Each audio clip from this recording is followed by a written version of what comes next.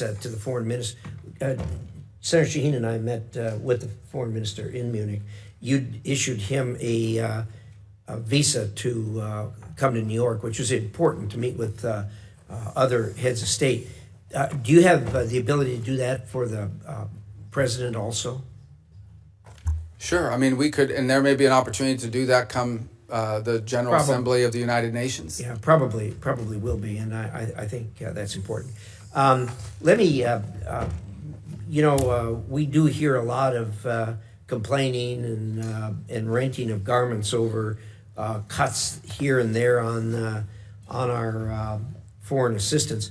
But the number you laid out is absolutely stunning, that the United States contributes more to foreign aid than the next 10 countries put together. I mean, that's an absolutely stunning number.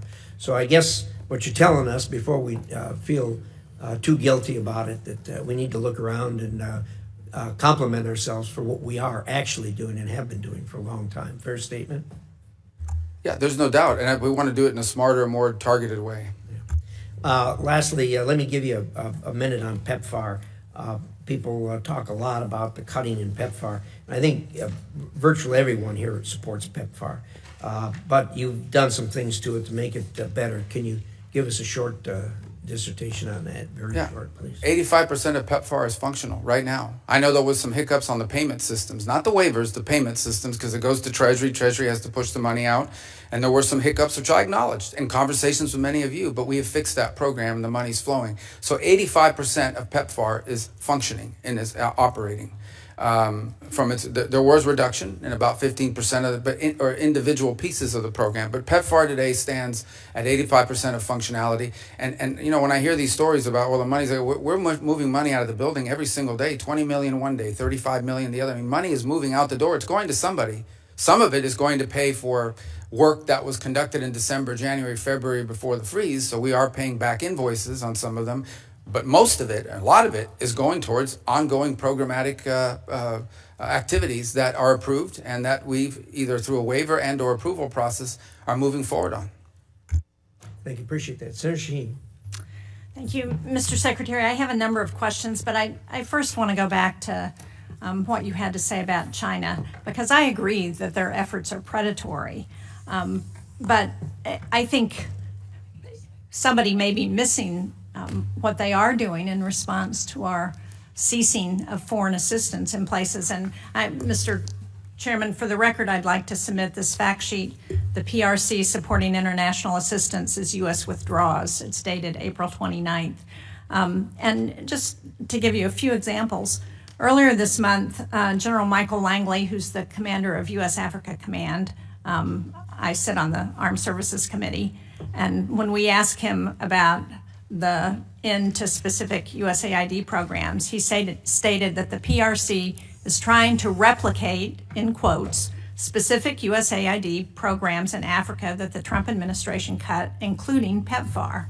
And I mean, there are several pages of these examples. Another one is in Cambodia. After the U.S. terminated $2 million in demining programming in Cambodia, the PRC immediately announced $4.4 million to expand its own demining programs. The PRC also recently stepped in to fund child literacy and nutrition programs previously supported by USAID. So we can pretend that China is not doing these things and picking up and promoting themselves as a reliable partner when the United States is not. But we have specific examples that show where this is happening. But I want to move to Ukraine because we heard the conversation that the president had with Vladimir Putin, the phone conversation where Putin didn't agree to any meaningful negotiation that would end this war in Ukraine. As President Trump has admitted, Vladimir Putin is taking him for a ride. Now, we have a bipartisan bill in the Senate that's led by Lindsey Graham. It has 80 sponsors. I understand that the House members are ready to take this up on a discharge petition if we pass it out of the Senate. How much longer until we rein Putin in? And are you prepared to support that sanctions bill that Graham and Blumenthal and 78 other members of the Senate support? Well, let me answer your last question first, and that is about the bill. We obviously can't control what Congress does, and we've told the Russians this. Not now, 6-8 weeks ago. I believe, Senator Shaheen, you were involved in a conversation that made it clear to the Russians what would happen if there was no progress made. And that's been repeated multiple times. I would also make this point, and it's important. Every single sanction, not one sanction has been lifted on the Russians. Every single sanction that was in place under the previous administration remains in place. So this idea we've given up leverage, well, we have the same leverage today we had under the previous administration. Well, now, Mr. Secretary, I would argue that the leverage that we've given up is taking NATO membership off the table, taking away a commitment to continue to help the Ukrainians with intelligence sharing and with military equipment and arms that they need to help fight this war. Well, that continues. There was a pause for 1 week. All of that was restarted. That was intelligence sharing, though, but it doesn't cover the equipment and arms. Oh, absolutely. That program has not been rescinded. They continue to receive armaments from the United States. And we continue to fund what the Ukrainians need as the president. And are you prepared to pass another supplemental bill to support them? Well, that's a different decision. That's a different question. That's not up for me to decide. The White House would have to make a determination about whether to come to Congress for a supplemental. But everything that's been approved and congressionally appropriated is ongoing. In fact, to the extent that the Ukrainians have asked for anything additional, what they've asked for is air defenses, Patriot units, which frankly we don't have. But we are working closely with our NATO allies. There are NATO allies that do have some batteries of Patriot missiles that they could provide or transfer over to the Ukrainians to defend, for example, the airspace of Kyiv and other places. And we've been encouraging in that front and working alongside our partners there to get deliveries of some of these systems. As you can imagine, none of these countries want to give up their Patriot systems either. But we can't make them fast enough, and part of the challenge we have in Ukraine is that munitions are being expended substantially faster than the ability of the broader West, not just us, but the West, to produce them. Now, that said, on the issue of Ukraine, here's what we can all agree on. There is no military solution to this crisis. Right. It will have to end in a negotiated settlement. And the fundamental challenge we have in Ukraine is this. Russia wants what they do not currently have and are not entitled to, and Ukraine wants what they cannot regain militarily. And that's been the crux of the challenge.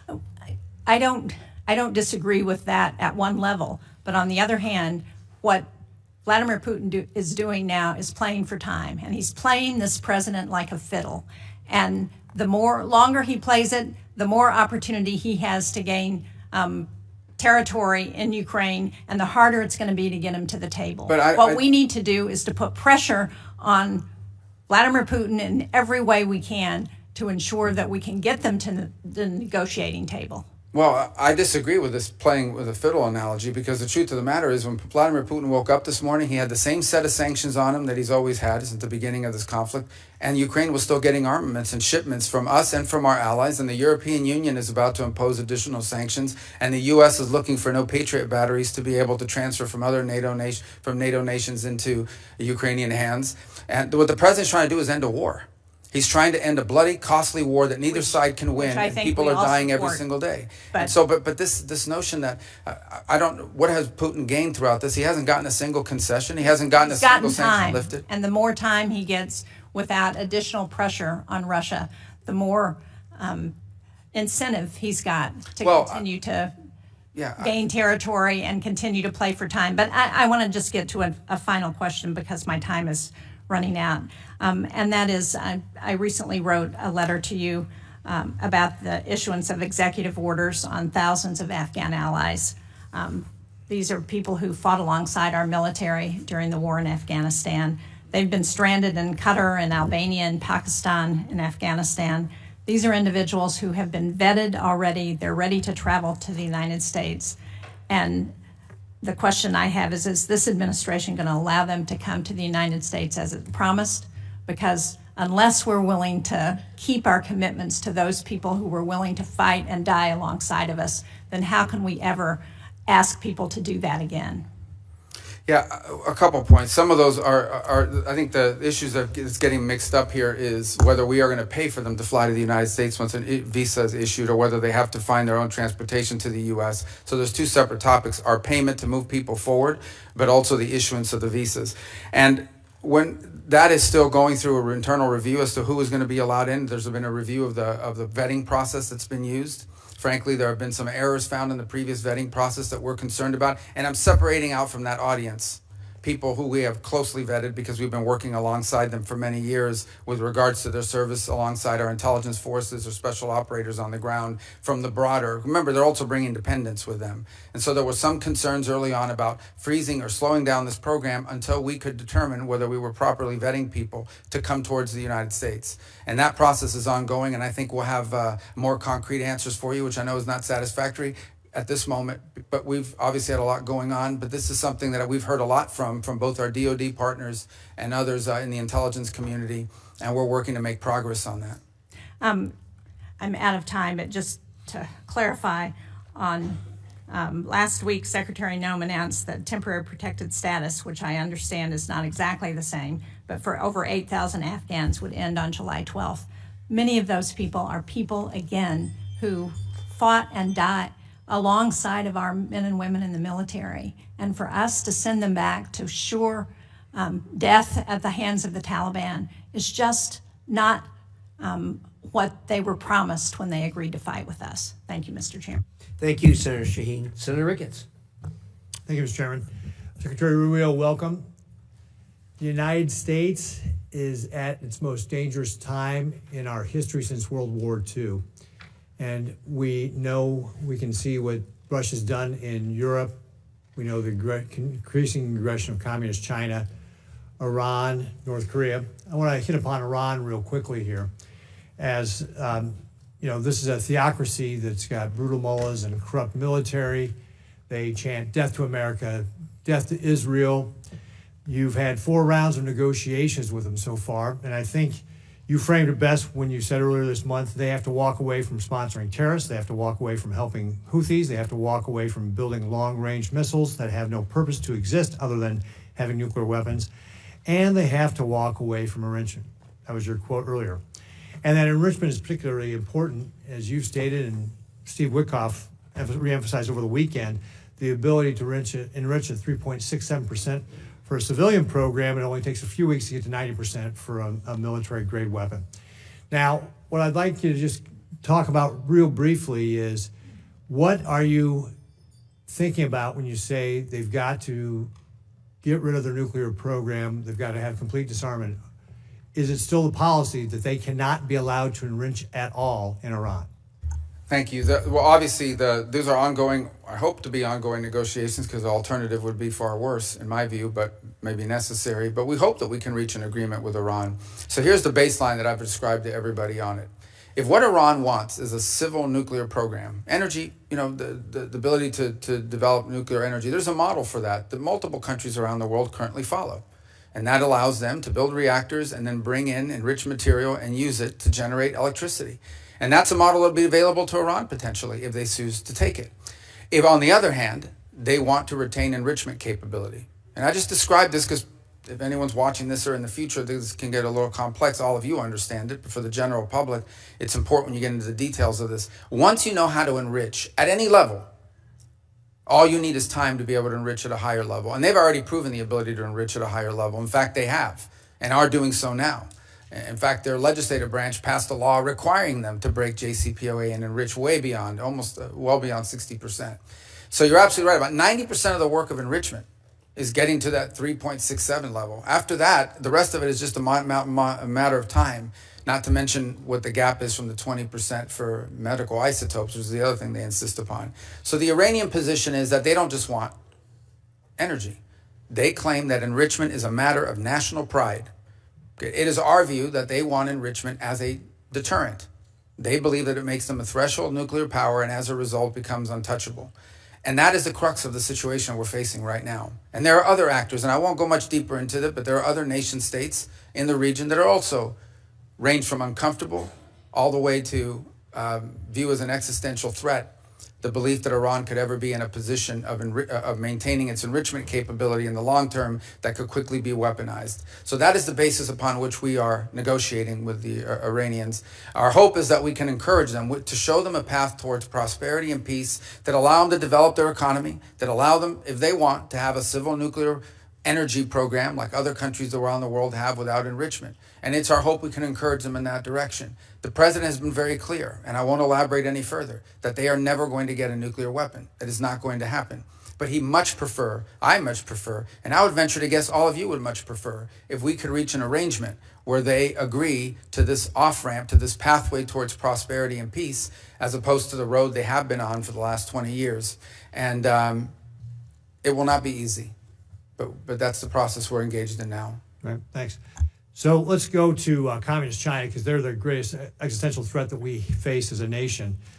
We both agreed last time you were before this committee that we need an all-of-government, not just an all-government, but we also need an all-of-society approach on how we face communist China. This was illustrated in a recent table talk exercise that I did with Senator Coons and others, and I'm talking about contingency where Beijing tries to do an energy quarantine on Taiwan to force them to capitulate. And obviously unlocking Americans' energy is one of the ways that we can help counter this with LNG and biofuels, some of our strongest tools to be able to help our allies and partners. Cutting red tape, unleashing American energy in the private sector, we're positioned to be an energy supplier here of choice. But we need the infrastructure in place, and that includes having a West Coast LNG terminal. Can you talk a little bit about what you're thinking about when it comes to this type of contingency with regard to an energy quarantine in Taiwan and how the administration would approach that?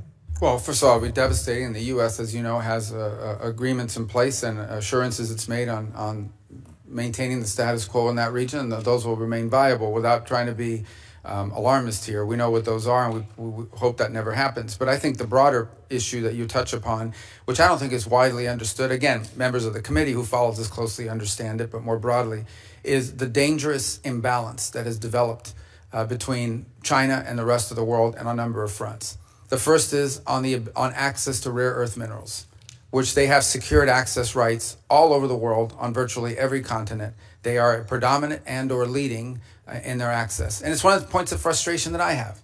You go to a country and you see how much money we've given in humanitarian aid, but when it comes to rare earth mineral rights and exploited, rights to natural resources, it's all on the Chinese side. So where's the connection between the aid we give to help countries survive and the fact that the Chinese are going in and somehow from these governments, bribery or otherwise, getting a hold of all these rare earth minerals and leases and contracts all over the place, not just in Africa, in Latin America, all over the place. The second is processing. They process all these rare earth elements. So we are literally, if they decide one day we're going to cut the world off, and they've threatened to do so to some extent with these trade negotiations, you won't be able to build an engine in this country. You won't be able to build a rocket or any of the things that we use in daily life. This is a very dangerous situation that's developed that has to be addressed as well. A lot of it will require domestic changes in our own country and building up our own domestic capabilities, for example, to refine rare earth minerals and to process, but also just to make things. Pharmaceuticals, another dangerous imbalance.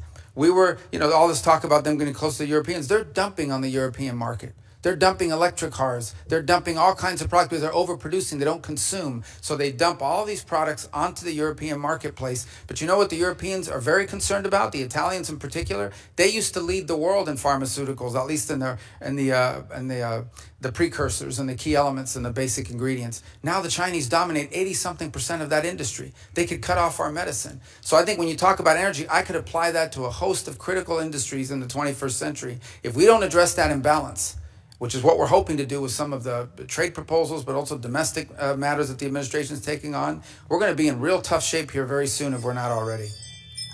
Thank you very much, Mr. Secretary. I see my time is up, but I look forward to continuing to talk with you about how we can create this all-of-society strategy to be able to fight back against communist China, because you just laid out a lot of the things that we're at risk at, and we have to have a way to be able to push back on them so that they don't decide to try to take Taiwan by force or try to do an energy quarantine, which could lead to a war which would be devastating for everybody. Thank you, Mr. Chairman. Thank you. A sobering analysis of where we are on the supply chain. Senator Coons. Thank you, Mr. Chairman, Ranking Member. Thank you, Secretary Rubio. Look forward to 2 sessions together today. This afternoon, you'll be in front of the Appropriations Subcommittee. And I think there's going to be some themes across both of these. First, I think we all agree that China poses our single greatest geopolitical threat, and that we have no choice but to deter China across the board and to outcompete China. Senator Ricketts and I just traveled to the Philippines and Taiwan and saw directly the challenges that we face there and regionally. And you've recently had some significant successes, the DRC, Rwanda, peace transition, the avoidance of escalation in India and Pakistan, the opening towards Syria. But I also frankly think that there's been a real lack of coordination and some serious harm to our standing in the world with some of the countries that we have worked most closely with over decades.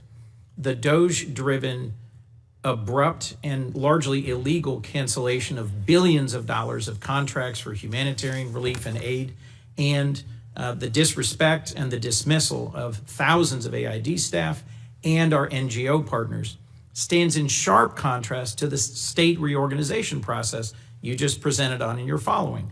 You've submitted plans and proposals. We're having a conversation. You're going to send a congressional notification. We're going to have a hearing. That's the way that the reforming of USAID could have and should have happened.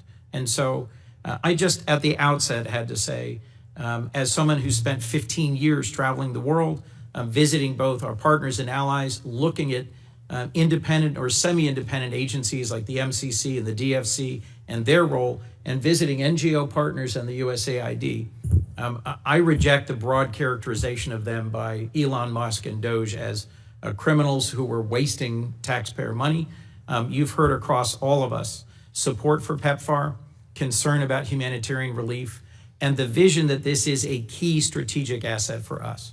It's my hope that we'll work together to actually make real a more effective, focused, and sustainable foreign aid component to what STAID does, and sustaining organizations that we help build together, like the MCC, the DFC, and the Global Fragility Act. So let me turn to this for a moment.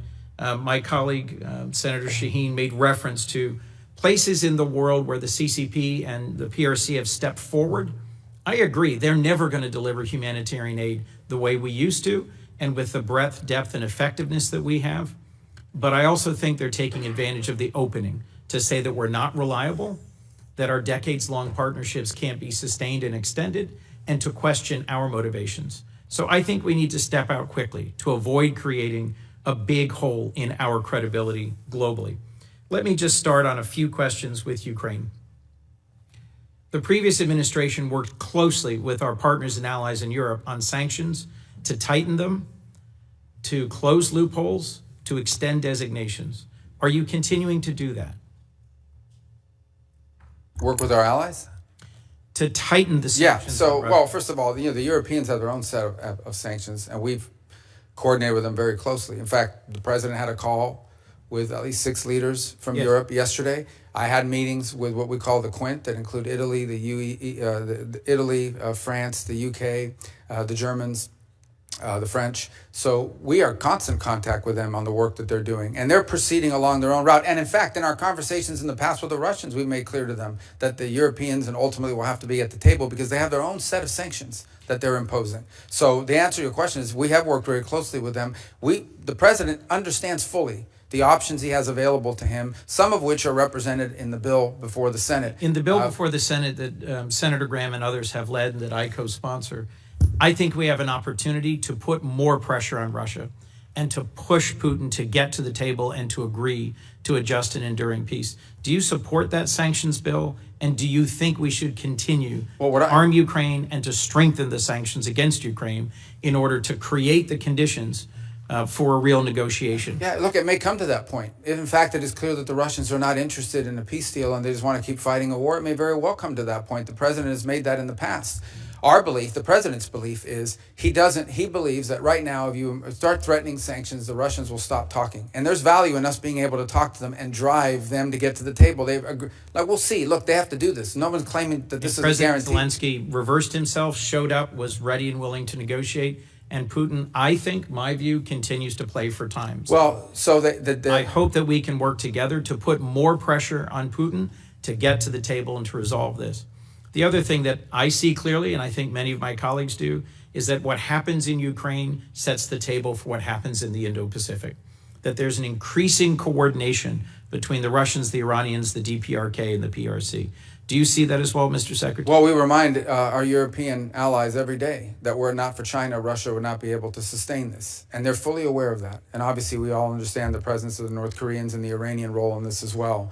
But by the same token, I would say there's a flip side to that, and that is every minute we spend, every dollar we spend on this conflict in Europe is distracting both our focus and our resources away from a potential for a much more serious, much more cataclysmic confrontation in the Indo-Pacific. So the answer is yes, they are related, but they're related both ways. They're related on the one hand by the precedent that it could set, but they're also related by the fact that every minute that we spend on this conflict that cannot be won by military means, every resource that's expended into it is money and time that's not being spent on preventing a much more serious confrontation from a global perspective in the Indo-Pacific. You made the point earlier that, in your view, we did not coordinate well enough between countries where we for decades had done humanitarian aid, disaster relief, public health work, and countries that ally with China in terms of resource mining and processing. One of the countries we visited was the Philippines. The Philippines is the most disaster-prone country on Earth. They have more typhoons, volcanoes, earthquakes than anywhere else, and they are a treaty ally of the United States. Yet we abruptly canceled a whole series of programs that provided disaster assistance, development assistance, and humanitarian aid. My hope is that we will work together to follow an appropriate and legal process to reform foreign aid and to align it with our values and priorities. I've long seen the MCC and the DFC as critical components in pushing back on what you correctly perceive as the PRC's extractive engagement with much of their region. What do you see as the future for organizations like the MCC and the DFC? And when we next speak this afternoon, I'll be pressing you on the America First Opportunity Fund and understanding how this nearly $3 billion Agile Fund will fit into the picture for the future of aid. Yeah, on DFC, we don't control those two entities. They're independent. They're both undergoing a review. DFC, I think, has the opportunity to potentially even expand. That's not a commitment, but I'm telling you there's talk about that. On Millennium Challenge, I think that I saw some reporting out there that it was being imploded. My understanding is the way it's being approached is that it's being reformed, but not done away with. It was actually created as an alternative to the way we did aid with USAID. And so there's work happening on both of them. So my personal view on DFC is I think DFC has an opportunity to perhaps do more. And it's the sort of investment we want to make around the world and the way it's structured. And on Millennium Challenge, it's undergoing a review right now, but the review is designed to improve it, not to eliminate it. Well, we should talk more directly about that. I'm concerned that what's happened in other agencies is happening there. The overwhelming majority of the headquarters staff being suspended or fired, and then compacts eliminated more quickly than it's being reformed.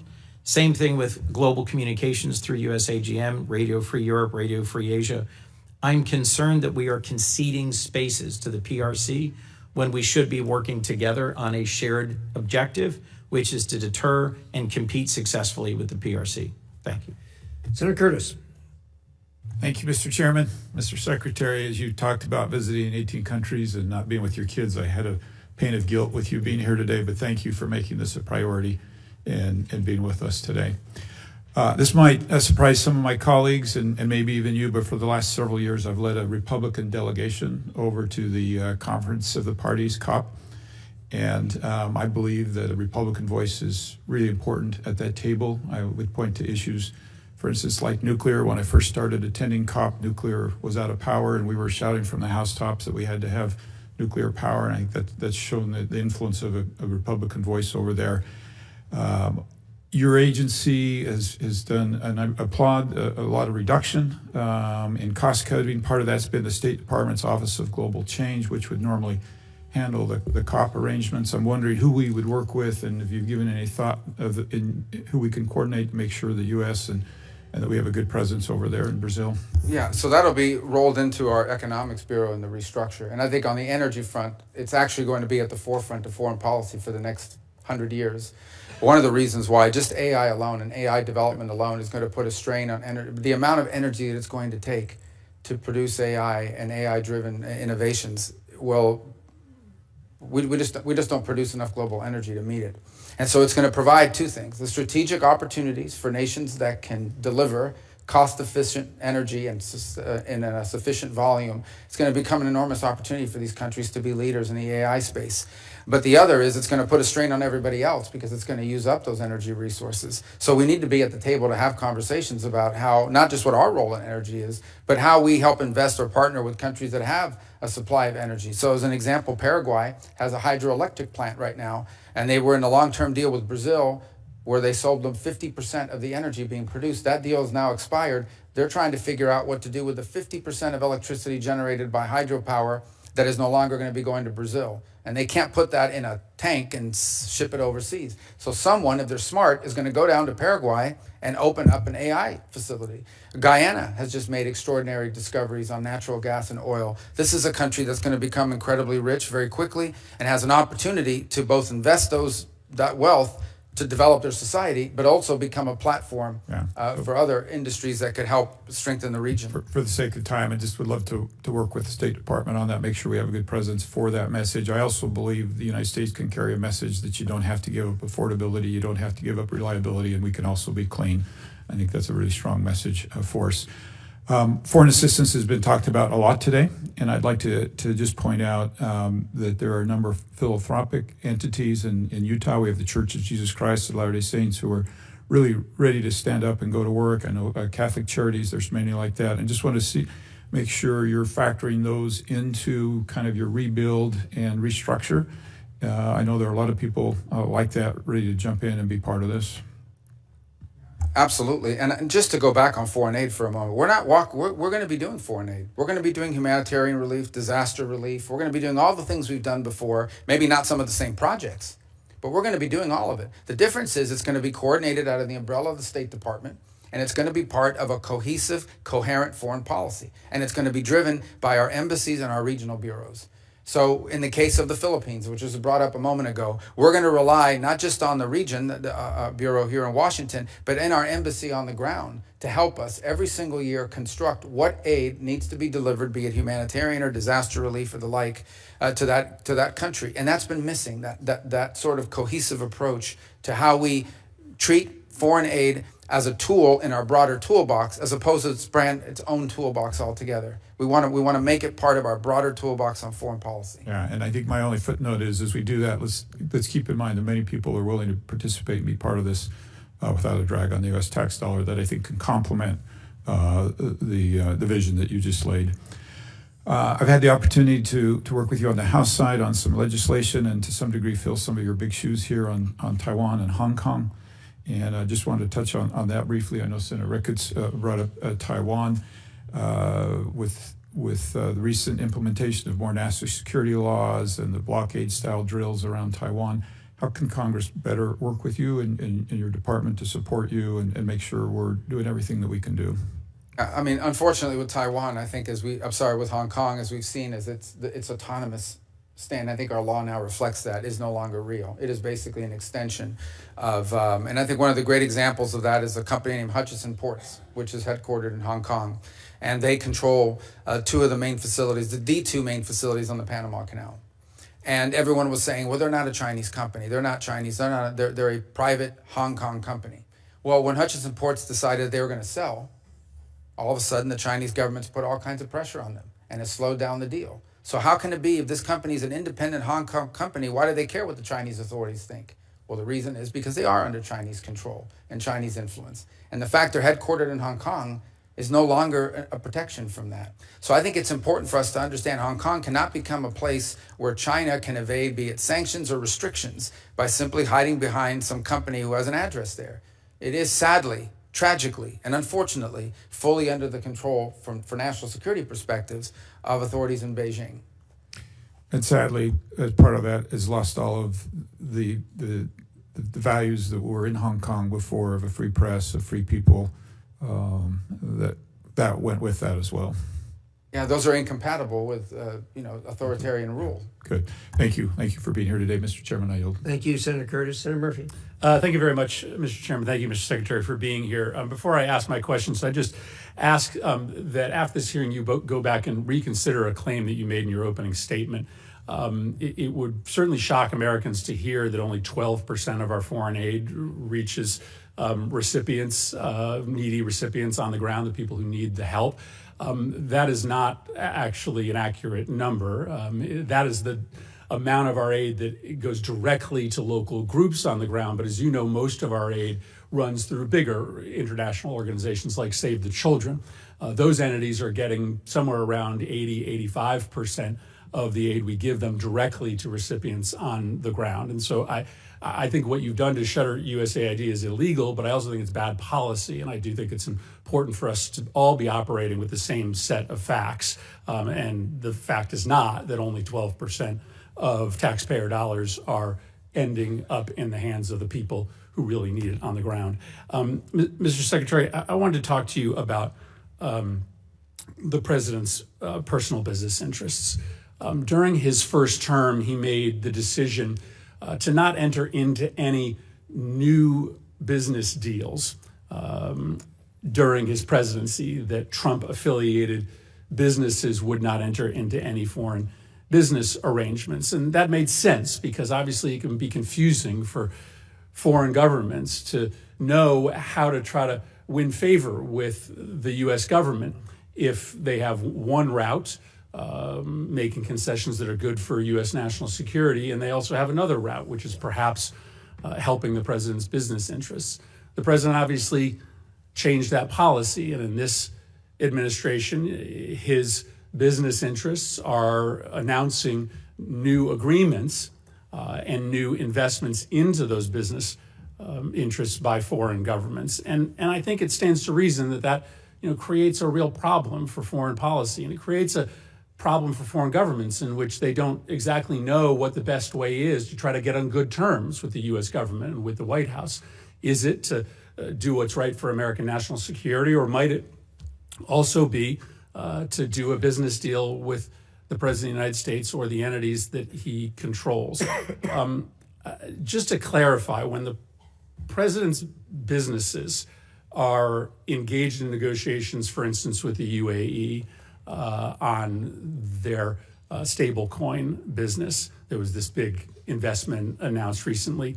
You are not part of those negotiations. Those are being done by the president's family or those representing the president's business. Yeah, I'm not aware the president's involved in managing any business. He's other than the presidency of the United States. His family is allowed to make business deals. They continue to operate the enterprises that his family ran.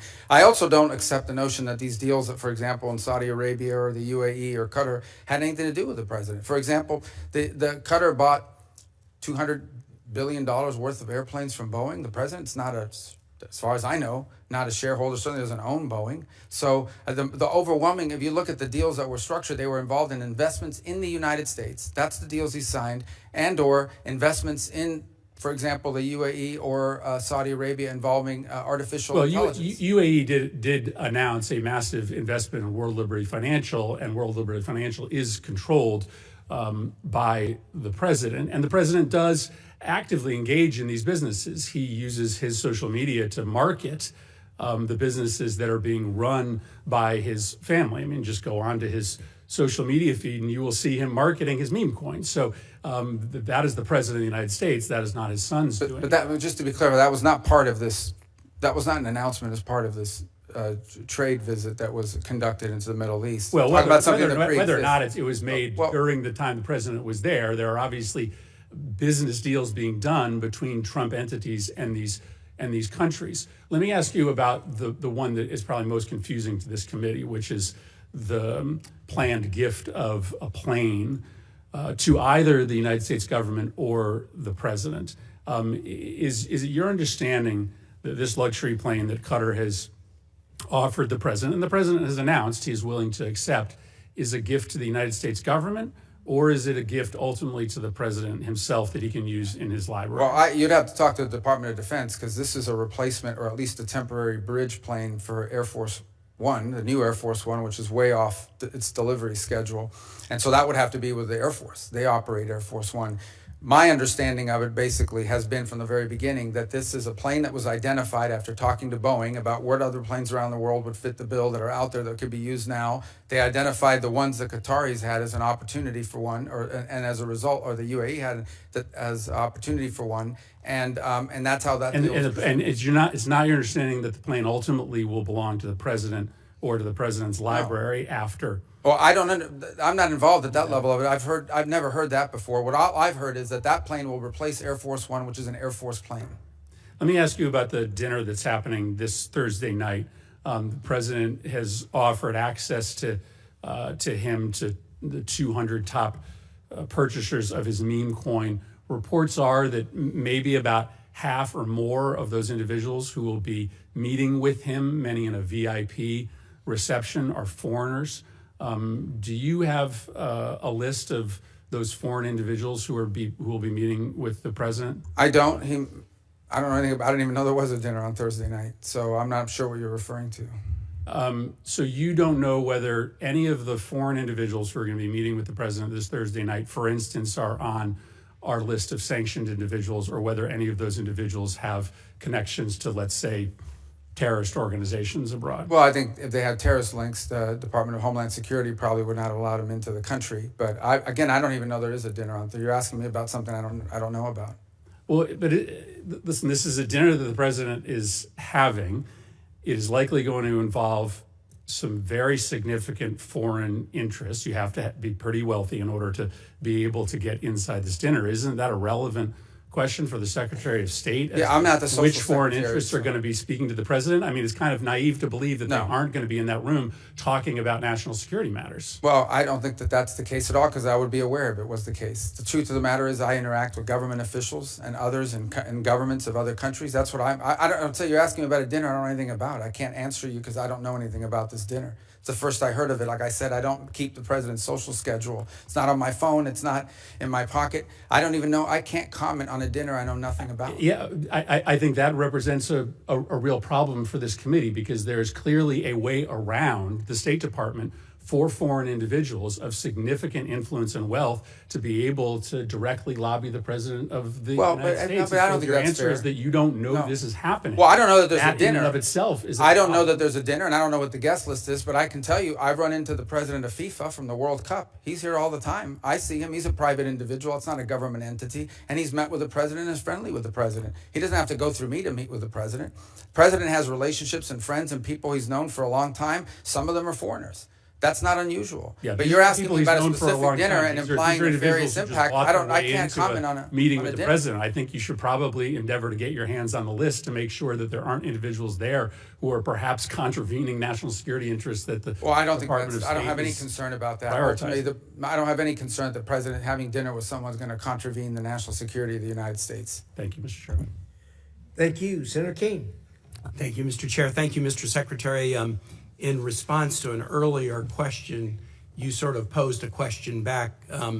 What is one thing that has happened during the Trump administration that has strengthened Vladimir Putin's hand in Ukraine, mentioning that the sanctions were still in place? I just would like to introduce for the record an article dated February 28 from NBC News titled "State Department Terminates U.S. Support of Ukraine Energy Grid Restoration." That'll be entered in the record. I was in Ukraine the day after the Palm Sunday bombing in Sumy and spoke to USAID staffers who'd all been riffed. They're going to be laid off either the middle of summer or early September. I'm aware that that's subject to litigation, but they talked about the fact that the grant cancellation canceled a grant that USAID had in place, hundreds of millions of dollars, that has been used repeatedly to restore the Ukrainian energy grid after attacks by Russians. I could give other examples. That is the one that is most present on my mind since I was just there. Mr. Secretary, I want to ask you about the program. It's the United States Refugee Assistance Program. And this is a program that state is the manager of, but together with other cabinet secretariats, DHS and HHS, state plays the lead management role. And it is how to manage the U.S. refugee assistance programs in tandem with contractors who help the United States on that. By an executive order on the first day of his presidency, President Trump paused all refugee programs and has canceled contracts to the agencies like the U.S. Catholic Church or Lutheran Refugee Services or HIAS or Church World Services who've been resettling refugees. Those programs are paused. There's litigation about it, but as far as I know, the United States is not, or the administration has not withdrawn the executive order. So there's essentially from this administration no refugee programs for anyone except.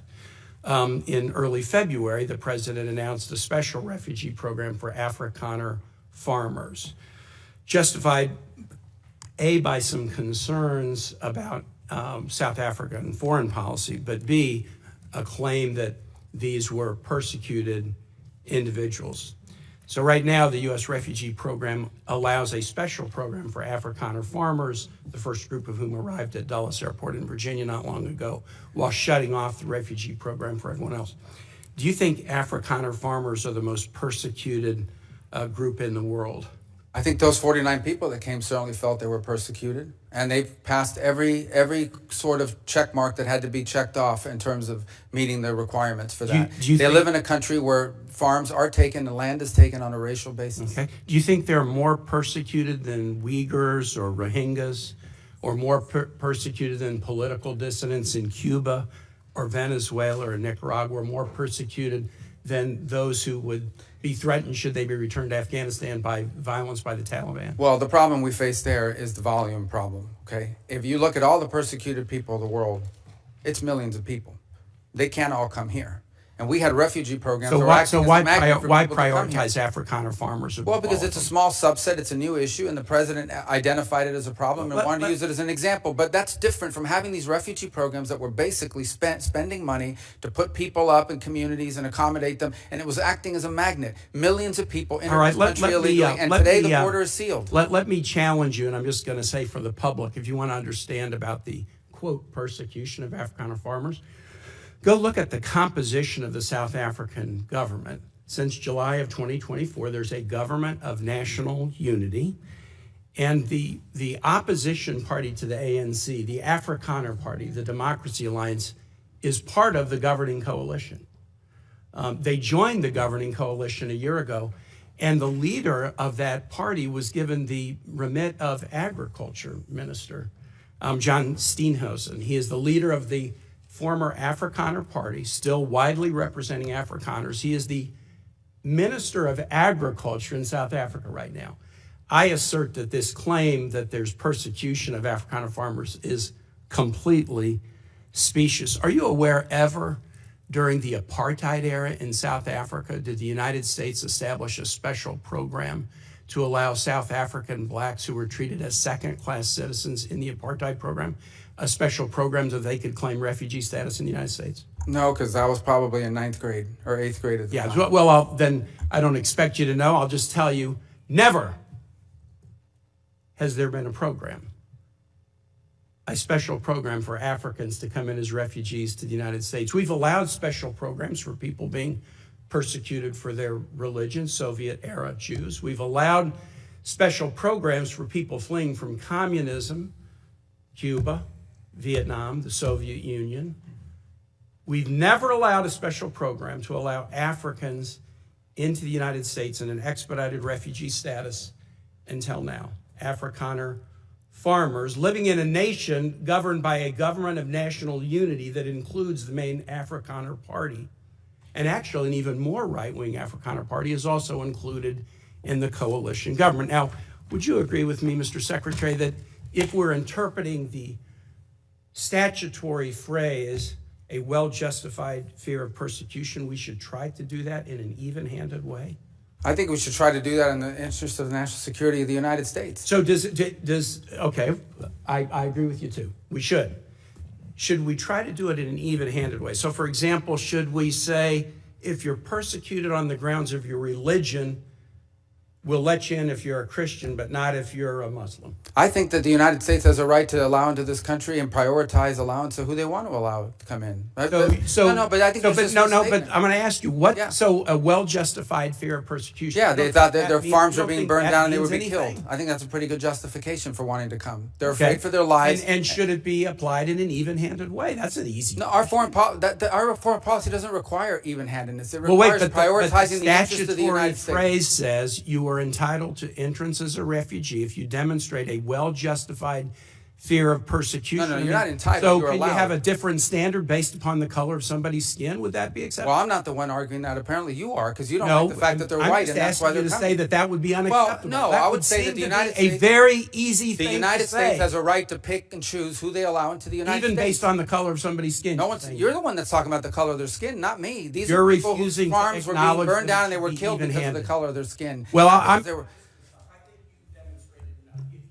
Well, you've demonstrated enough because you think anyone should be allowed into this country for any reason because they met a certain Who has criteria. said that? We are going to prioritize people that come into our country on the basis of what's in the interest of this country. That's a small number of people that are coming. But in you that said particular case. this weekend that But there in would other be more. cases, it's harder to vet. In other cases, it's more difficult. And by the way, the United States admits people every year. 1 million people come to this country every year legally. 1 million And people now a year come to this there country is one legally. group No of other people country that in the have world an is nearly as easy generous. pass into this country. For the first time, this administration has said Afrikaners get an easy pass and refugee programs for the remainder of the world are shut off. And you can't say to the American public that we should apply this statute in an even-handed way. No, I I'm think it should shocked be at that, applied in a and I way. yield No, well, you back. shouldn't be shocked. It should be applied in the national interest of the United States. Our immigration policy should be based on the national interest of the United States. Period. End of story. If there is a subset of people that are easier to vet, who we have a better understanding of who they are and what they're going to do when they come here, they're going to receive preference, no doubt about it. There are a lot of sad stories around the world. Millions and millions of people around the world. It's heartbreaking. We cannot assume millions and millions of people around the world.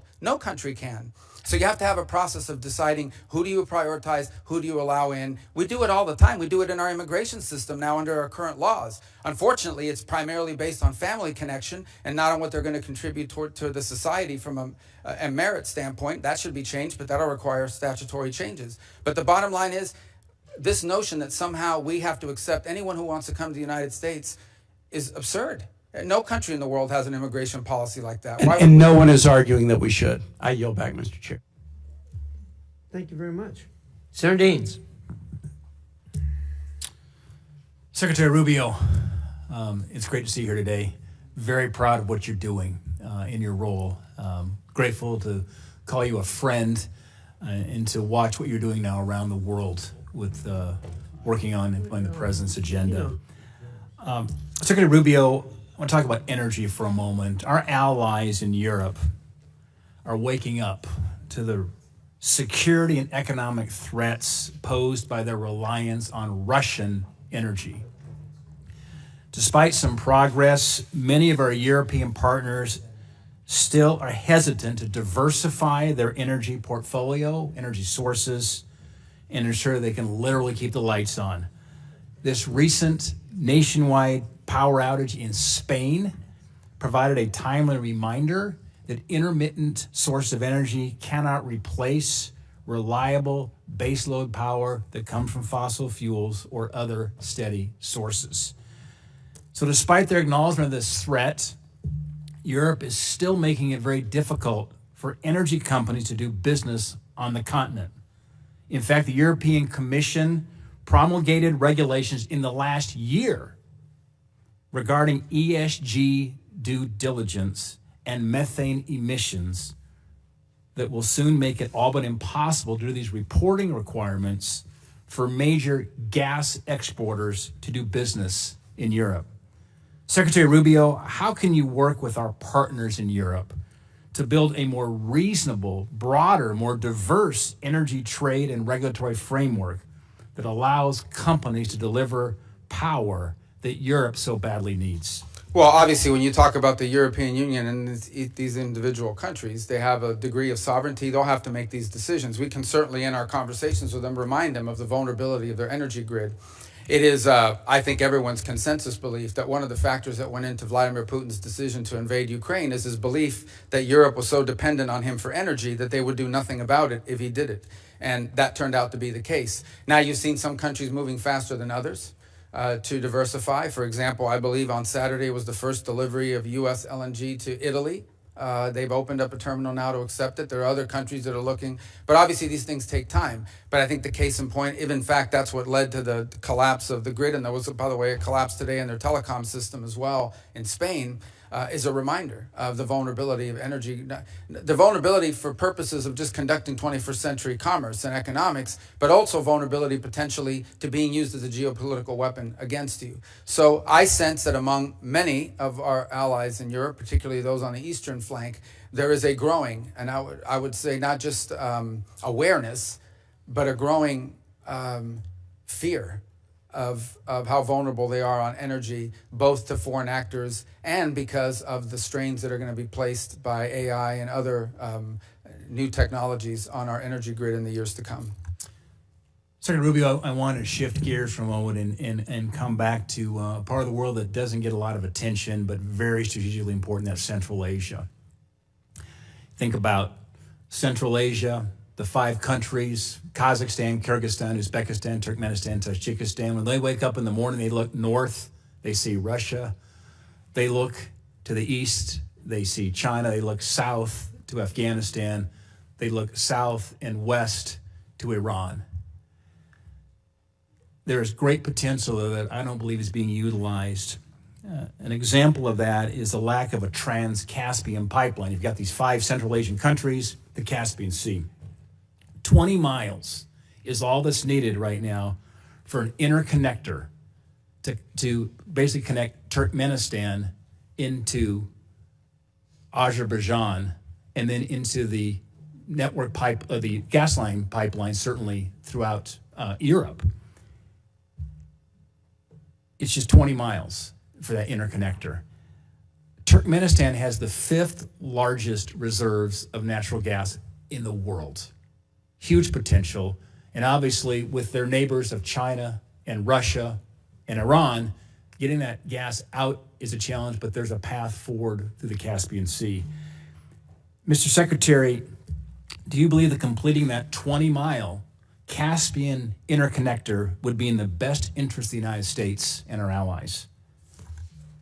I think the answer is yes. That's what you're certainly saying. I mean, it sounds to me that way from what you've described. I can't say I'm an expert on those 20 miles, but I could certainly see from your argument, the way you put it forward, that it makes all the sense in the world. And it reminds me, once again, of why we want so much of our foreign policy to be driven at the regional and embassy level. Those are exactly the kinds of opportunities that in a different context, where how we were conducting energy policy would be lost. Those are exactly the kind of opportunities that would be driven from the bottom up. Ideally, we would have embassies and we would have individuals in the bureaus that would identify these operations, and within that bureau be able to operationalize it by conducting energy diplomacy. Potentially, are there American companies or allied companies?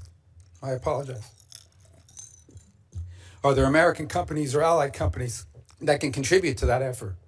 That can help us to fill that gap and provide the contracting work needed. Yeah, you know, and Secretary, what's fascinating is when you engage those countries. And I was the first U.S. Senator to be in Turkmenistan and Tajikistan in 13 years when I went over there last November. As you can see, energy is a very emotional thing to me. It is, Mark. I get choked up too thinking about it. But they talk about multi-vector diplomacy over there because you've got the Russians and the Chinese who are actively engaged right now. And I think there's a bit of a vacuum as relates to the United States, and we can help fill that vacuum because they want to work with us. They were thrilled with this election in November. I spoke with every one of the Central Asian presidents, each one of them, one-on-one meetings. They were very pleased to see the outcome in November. And now they're ready to move forward here with a close relation to the United States. And I think Azerbaijan and that interconnector could be, as they say, that is the cork on the wine bottle of Central Asia that could actually unleash some of this energy and move it towards allies and friends of the United States instead of being dependent on Russia and China. By the way, they've been a very valuable ally in the global war on terror as well. There's a counterterrorism mission here as well.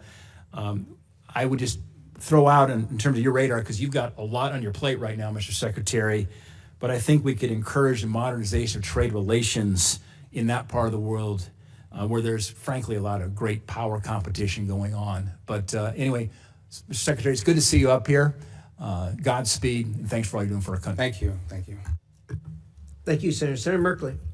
Thank you very much, Mr. Chair, and greetings, Secretary Rubio. And it's a pleasure to work with you when you were in your Senate capacity on a number of human rights issues related to China, Taiwan, Tibet, Hong Kong, and certainly the Uyghur Forced Labor Prevention Act, which I think is a standard and a strategy I hope will spread to other countries to reject goods made by slave labor in China.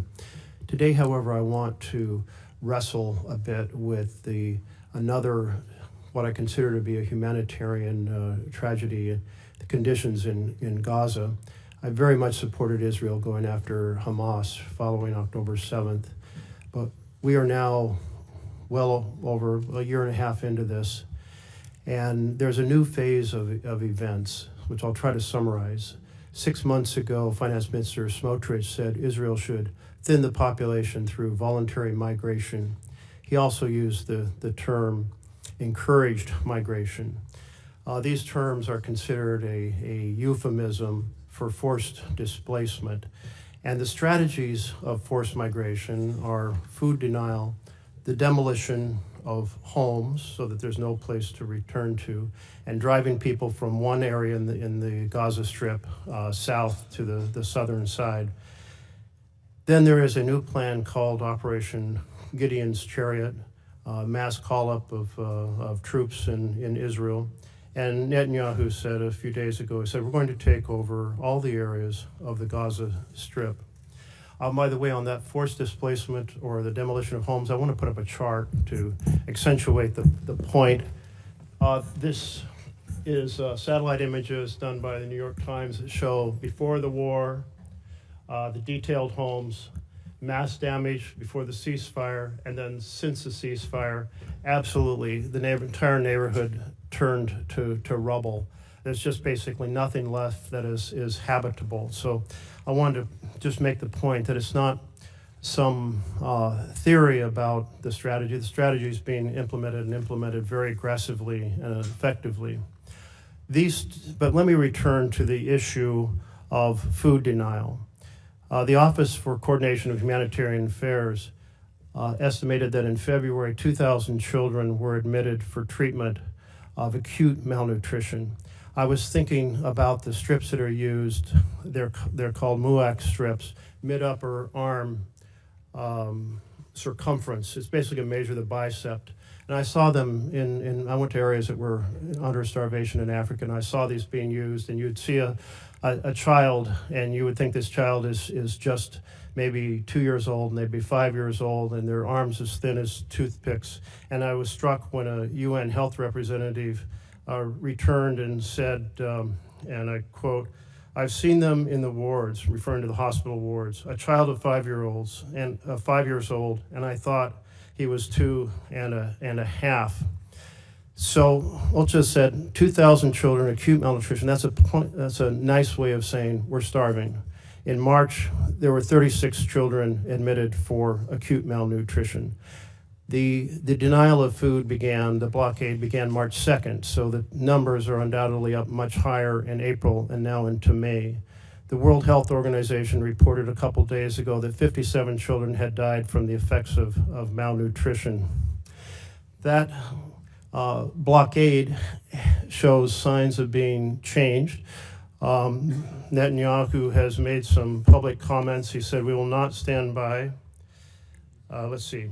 "We cannot reach a point of starvation for practical and diplomatic reasons." He went on to say that mass starvation is a red line that could cost Israel support from the U.S. He didn't say it was a humanitarian problem, but support from the U.S. And yesterday, 5 trucks went in, and there's a plan to get up to 100 trucks. But 5 trucks is 1% of the amount needed for daily food supplements, and 100 trucks is still only 20% in an area that's already extremely hungry.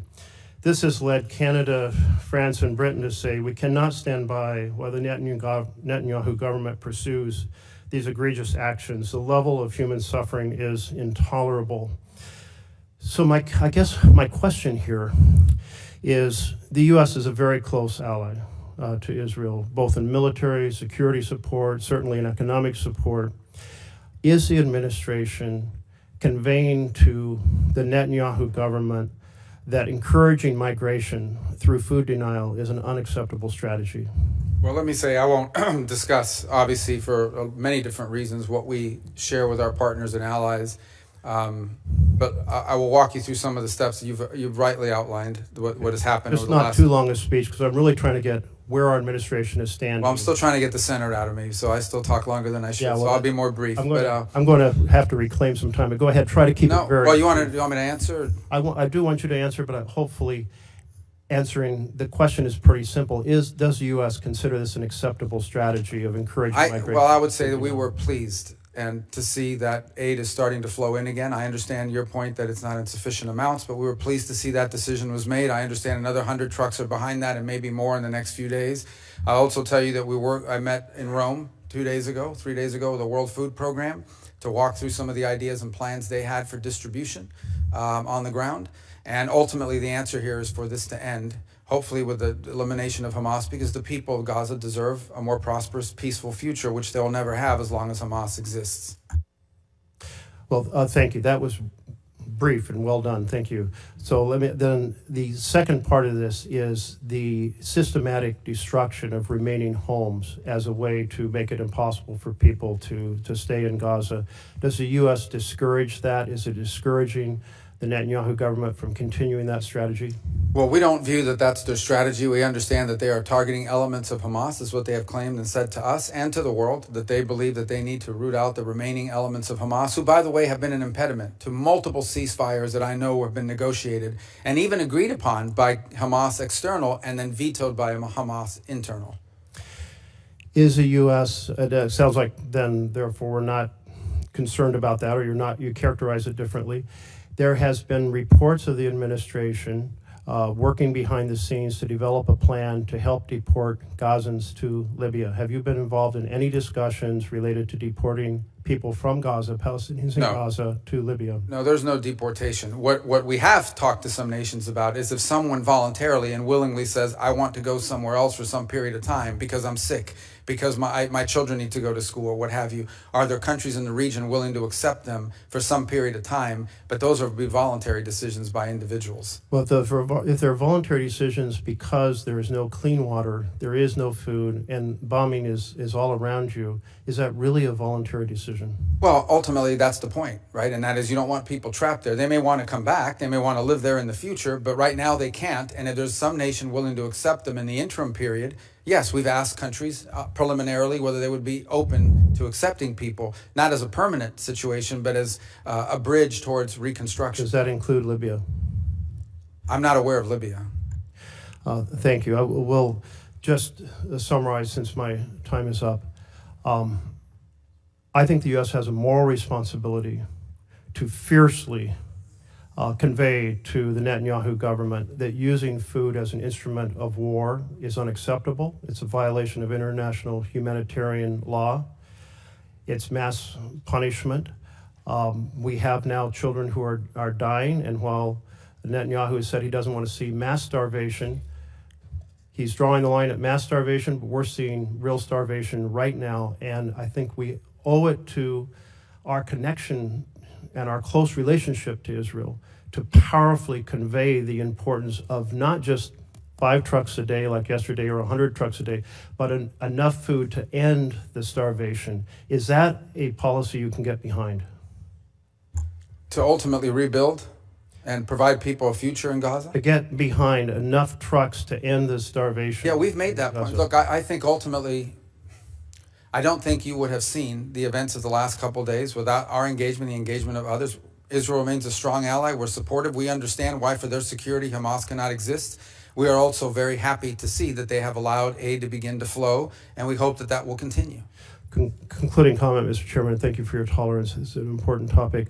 Netanyahu did say he was responding to remarks and pressure from American politicians. I assume that's the administration saying that America cannot accept mass starvation, but I would encourage you to push not for 5 or 100 trucks, but enough food to end the fact that children are starving and adults are starving, innocents are starving. Our close relationship, we need to end it. Senator McCormick. Thank you, Mr. Chairman, Ranking Member Shaheen, and Secretary Rubio. Good to see you. It's always great to have you here. let me start with Iran. I'm deeply concerned, as I know you are, about Iran's nuclear ambitions. And I agree wholeheartedly with President Trump's view that there must be complete dismantlement of Tehran's nuclear enrichment capabilities. A key flaw, as you know, in the JCPOA was its failure to address Iran's support for terrorist proxies. And we've seen the horrific results of that. What assurances is the administration seeking from Iran on its support for terrorist proxies as part of the negotiations? Well, interestingly enough, the negotiations initially have been focused entirely at this point, although obviously we're aware of their sponsorship of terrorism in the region, including the Houthis and Hezbollah and other groups such as this, the militias in Iraq, and their efforts to get back into Syria. Right now, the focus at this point of this has been their enrichment capability, and they're insistent on enrichment capability. Ultimately, I would say that if in fact we have sanctions that are related, things such as sanctions that are related to the sponsorship of terrorism and their violation of weapons conventions and the like, their long-range munitions, those sanctions will remain. If those aren't part of the deal, then the sanctions will remain as a result of that. But initially, I could say that the focus of the conversations over the last few weeks with Mr. Witkoff and the Iranians has been on this enrichment matter, which is by far the sort of the core and most critical matter. As you know, the Iranian position is that they have a right to enrich as a matter of national pride, and our view has consistently been that they can have a civil nuclear program without an enrichment capability, and that an enrichment capability, in fact, would be weaponized at some point in the future, or could be weaponized, and that's a threat that cannot be accepted. Good, thank you. On Syria, I know that many of us are eager to work with you on implementing the president's plan to lift sanctions and protect key U.S. priorities. What assurances is the administration seeking in your discussions with interim authorities on counterterrorism priorities, including the fight against ISIS, during the process of lifting the sanctions? Well, ISIS hates the transitional authority, and they hate al-Sharaa, and they hate everybody in his government, and I think pose a grave risk to them. So I don't think the issue with them right now is a matter of willingness or lack of willingness. It's a lack of capability. So there will have to continue to be a role to play in the interim period, both by the United States and our allies and the Kurds and others, in ensuring that ISIS cannot metastasize and grow. One of the most threatening things that we would face, for example, is an ISIS prison break, where suddenly you have a bunch of ISIS fighters loose on the streets and undermining the government. But I do think that part of this dynamic and why we're in a race against time is that every day that goes by that the transitional authority does not have control of the government and or of daily life in some extent, or able to provide basic government services, is a day that ISIS has the ability to reconstitute itself and grow as a threat, both to the transitional authority but ultimately to the broader region. So I don't sense from them a lack of commitment and desire to do something about it. I think, frankly, it's at this moment a capacity issue. They simply, at this moment, do not have the capacity to assume the anti-ISIS effort by themselves. But we hope that with a fully integrated Syrian military that includes the Kurds and everybody else, if you can have no other armed groups in the country except those under the authority of the Syrian government, then I think you begin to make progress. But we're not there yet. That's going to take some time to build, and we look forward to helping as much as we can and as much as little as they want. Along those same lines, as you know, Turkey has significant interest in Syria and has been, I think, an important part of the steps that have recently taken place. But our allies in Israel and Jordan are concerned about Ankara's ambitions there, especially in southern Syria. How are you managing those tensions and allied concerns as it relates to Turkey's role in Syria? Well, in the case of Israel, we've had conversations with them about this, what we view as an opportunity for Israel.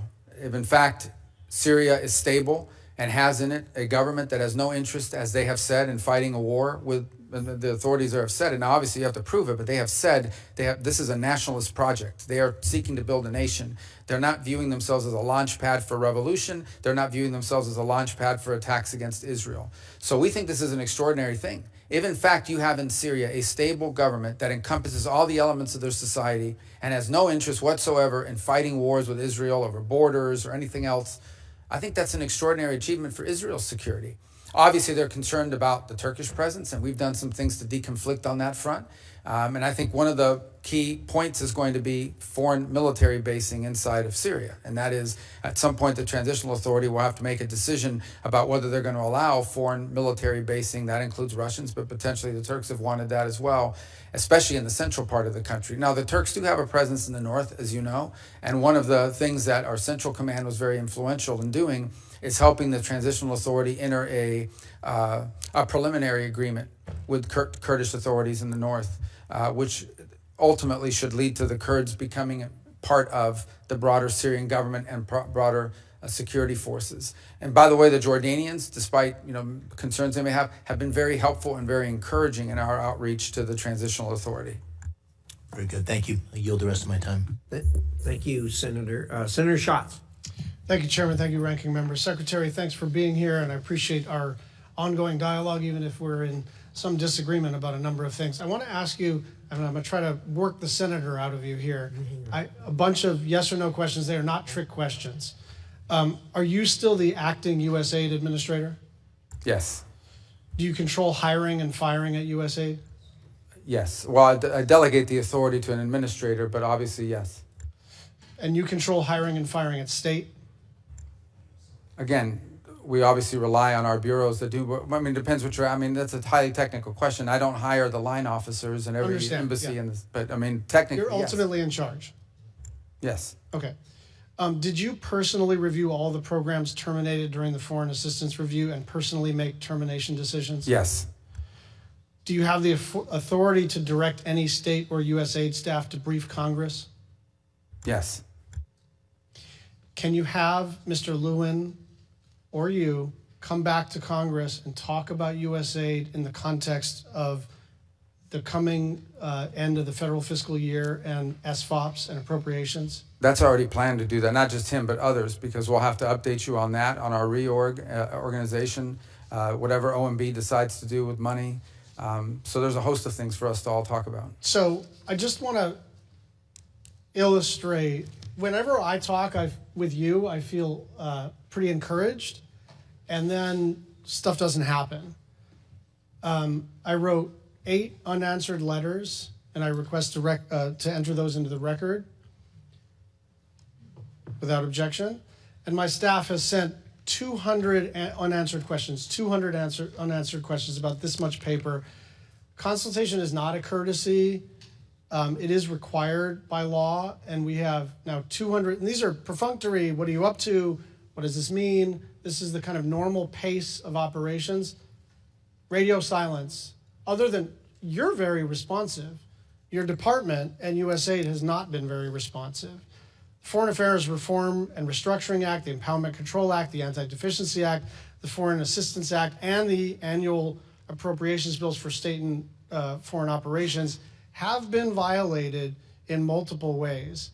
On March 12th, you wrote, "We plan to engage Congress as required both by law and reality before we start drafting a plan to bring USAID over under state." That did not happen. As you know, we have a pledge. We owe the Global Fund $1.3 billion. I spoke with the head of the Global Fund in response to my repeated requests and multiple other people's repeated requests. You told me that those funds were going to be released. It has not happened. I'd just like you to respond to that. And again, I like you. I like our working relationship. But what is happening is we have a good conversation, and then I don't know. It seems to be getting sandbagged underneath you in this vast bureaucracy. Yeah, well, that's part of the reason why we want to reorganize, is to have less vast bureaucracy, but I wouldn't blame that on this. The first couple points, we believe and continue to believe that we have complied with the law on every step of the way, including through advising Congress of our roles, and even now with the reorganization. We have not issued a congressional notification yet. We issued a preliminary. We have taken input from members. I actually personally signed a letter that I think should have been delivered to you. I was overseas. I don't know if it was Monday or Sunday or Saturday, but it was in response to your latest letter. Yeah. So hope you did get that. And obviously we'll continue to engage with you on all of this as well. So the practical effect here, right? Because everyone can agree that, well, I don't know if everyone can agree, but it seems to me that most of us agree that there is virtue in reforming any big institution, and that aligning USAID's operations with the State Department and the President's and the Secretary's foreign policy objectives is beneficial. The question is, can we do this lawfully?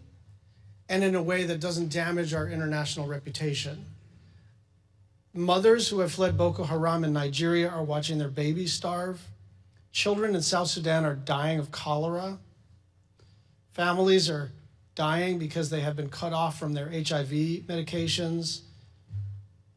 There are about 103 deaths an hour. And so we can talk about the reorganization of the State Department, but this becomes quickly not an abstraction, not a normal public policy tug and pull, because the way that this has been done, set aside our disagreement about whether it's been done lawfully, it's been done in a just catastrophic fashion. And so on some level, that's water under the bridge. But what I want from you is a commitment to try to get an appropriations bill that is done on a bipartisan basis that reconstitutes the foreign aid enterprise. I think we can do fewer things. I think we can be more narrow in our focus. But you are pushing on an open door, and instead of pushing on that open door, you are lighting the room on fire. Maybe that was not your intent. And I think we have two objectives right now: minimize suffering and reputational damage that's one line of effort. And the other is, how do we get back to the regular order where we can do a bill together? And I'd like your thoughts in the remaining minute and a half. Yeah, well, first of all, that is the intent here, right, is to rebuild the foreign aid enterprise under the State Department. By the way, it's something multiple secretaries of states before me have wanted to do, because we want foreign aid to be a part of our diplomacy toolbox and our way we engage the world, not its own separate entity, but all of it coordinated one with the other. So that's our hope on the reorg, and that's what we're trying to endeavor towards. I also don't think it's fair, by the way, you highlighted a couple points. Like in South Sudan, there's distribution problems there. It's not just a program. PEPFAR is 85% operative right now. So you touched about HIV medication. Secretary, you are required to spend 100% of the money, not 85% of the money. But 15% of that is funding of programs that we've canceled. We're going to cancel those programs. We've rescinded because they don't reach the purpose of those are elements of individual programs, for example, that were not meeting the mandate of the program. They were not being delivered. We just the other day at the embassy level in Namibia identified fraud, where millions and millions of dollars of U.S. aid was found on the store shelves being resold into the marketplace. It was our ambassador who discovered it. We tried to work with local authorities to fix it, and it was not fixed. And he was weeping at the conference while announcing this decision because he hated to do it. In some of the places you highlight, it's important to remember, even if the money is distributed, sometimes it cannot be brought out. The aid does not reach people because armed elements in Sudan, in South Sudan, are impeding aid from reaching their intended recipients. It's a very complicated world in terms of the delivery of aid. The one point I'd like to Senator, you're out of time. With your indulgence, yeah. 30 more seconds. And you and Senator Murphy had an exchange about this. It is just not true that only 12% of the aid reaches recipients. The way you get to 12% is it's 12% local NGOs. So that is excluding CARE, that is excluding the World Food Program, that is excluding Catholic Relief Services. And so if you're going to count that as like overhead or inefficiency, Secretary Rubio, you and I have honest disagreements, but that number has been given to you and is not an accurate assessment of the extent to which aid reaches the people who need it. And I will just say, if there's an enterprise to reduce overhead, count me in, but it is not 88% overhead. That's not what's happening. Thank you. Well, that number, just to clarify, was actually Samantha Power's number. And she regretted that one of the things she was unable to do at USAID is improve upon that number. Thank you, Senator Rosso. Thank you, Mr. Chairman. So in just 5 months, Secretary Rubio, it's wonderful to have you back here in the committee. In just 5 months since you've been there, along with President Trump, just wanted to take a moment to highlight the incredible work that this administration has accomplished with your leadership, and clearly President Trump's, restored U.S. leadership across the globe, unleashed American energy, secured our southern border, reduced illegal immigration by 95%, reimposed maximal deterrence on Iran, pushed back on Chinese aggression, created new deals for U.S. companies, secured the release of hostages and unjustly detained Americans. I really appreciate the strong leadership. And according to Monday, Mr. Secretary, and you see the wonderful picture of you in today's Washington Post, you and your bride Jeanette meeting with the Pope. If you take a look up here, Marco, you're going to see this great picture of you. And yeah, want to comment on that at all? What it was, you know, done all these things, and you got to meet the Pope. A new Pope, an American. Well, I told people yesterday I started the morning meeting with the Pope, and I ended the evening at an event, a Kennedy Center event at the White House with the U.S. President, and they were both Americans. Amazing times. I want to talk about Iran, if we could. So in the first 100 days, the maximum pressure campaign against Iran came into full force once again. The administration sanctioned 72 entities, 14 individuals, 74 vessels, as well as 18 additional entities, including 2 Chinese-based oil terminals, 13 vessels. I think the maximum pressure campaign is working. We're already seeing a reduction in Iran's ability to fund destabilizing operations across the region. How does the administration plan to maintain this momentum and then continue with the talks that are going on? Well, I think it's clear for the Iranians. I mean, we're going to continue with sanctions until there's a deal otherwise. And by the way, there's also another set of sanctions out there that involve things like the sponsorship of terrorism and things of that they're doing.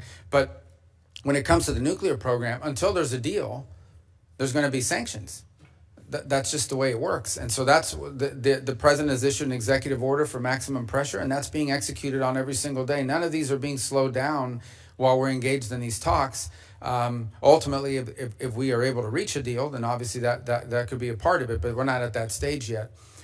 So look, we hope that there can be something done. These will not be easy. And by the way, one additional note on it is there's a separate set of sanctions out there, which are the snapback provisions that the E3 in Europe have. That's on another clock, completely different from ours. And I want to be clear about that. What they decide to do with their sanctions. Now, maybe we'll do a deal with Iran and they'll be satisfied with it and not impose their sanctions. But I met with the E3 again. What day is it today? Tuesday? I met with them maybe 4 days ago in Turkey. And they are moving forward on their process, independent from ours, that could impose additional sanctions as early as July, August, September, October, November, September, October of this year. I want to move to one of Iran's in the neighborhood neighbors with Syria. And President Trump met with the new Syrian president. He's urged the leader to deport foreign terrorists from Syria, help the U.S. counter ISIS. I want to just talk about ISIS, if I can, the concern for the resurgence of ISIS. It's been a significant concern. About 2,500 active ISIS fighters operating in Syria and in Iraq. Estimated 10,000 ISIS fighters in prisons in Syria. And what's your assessment of the threat posed in ISIS? And I know we have a presence. I was visiting our Wyoming troops who are in eastern Syria, and I want to know how that's helped to address the threats. Yeah, so there's 2 major threats facing the Transitional Authority in Syria. The first is a resurgence of ISIS, many of them foreign fighters, most of them foreign fighters, and that's a very significant element because any space that's ungoverned, if there are parts of the country where the Transitional Authority does not control it, it creates an ungoverned space that ISIS can come in. So that's the first threat. The other is Iran.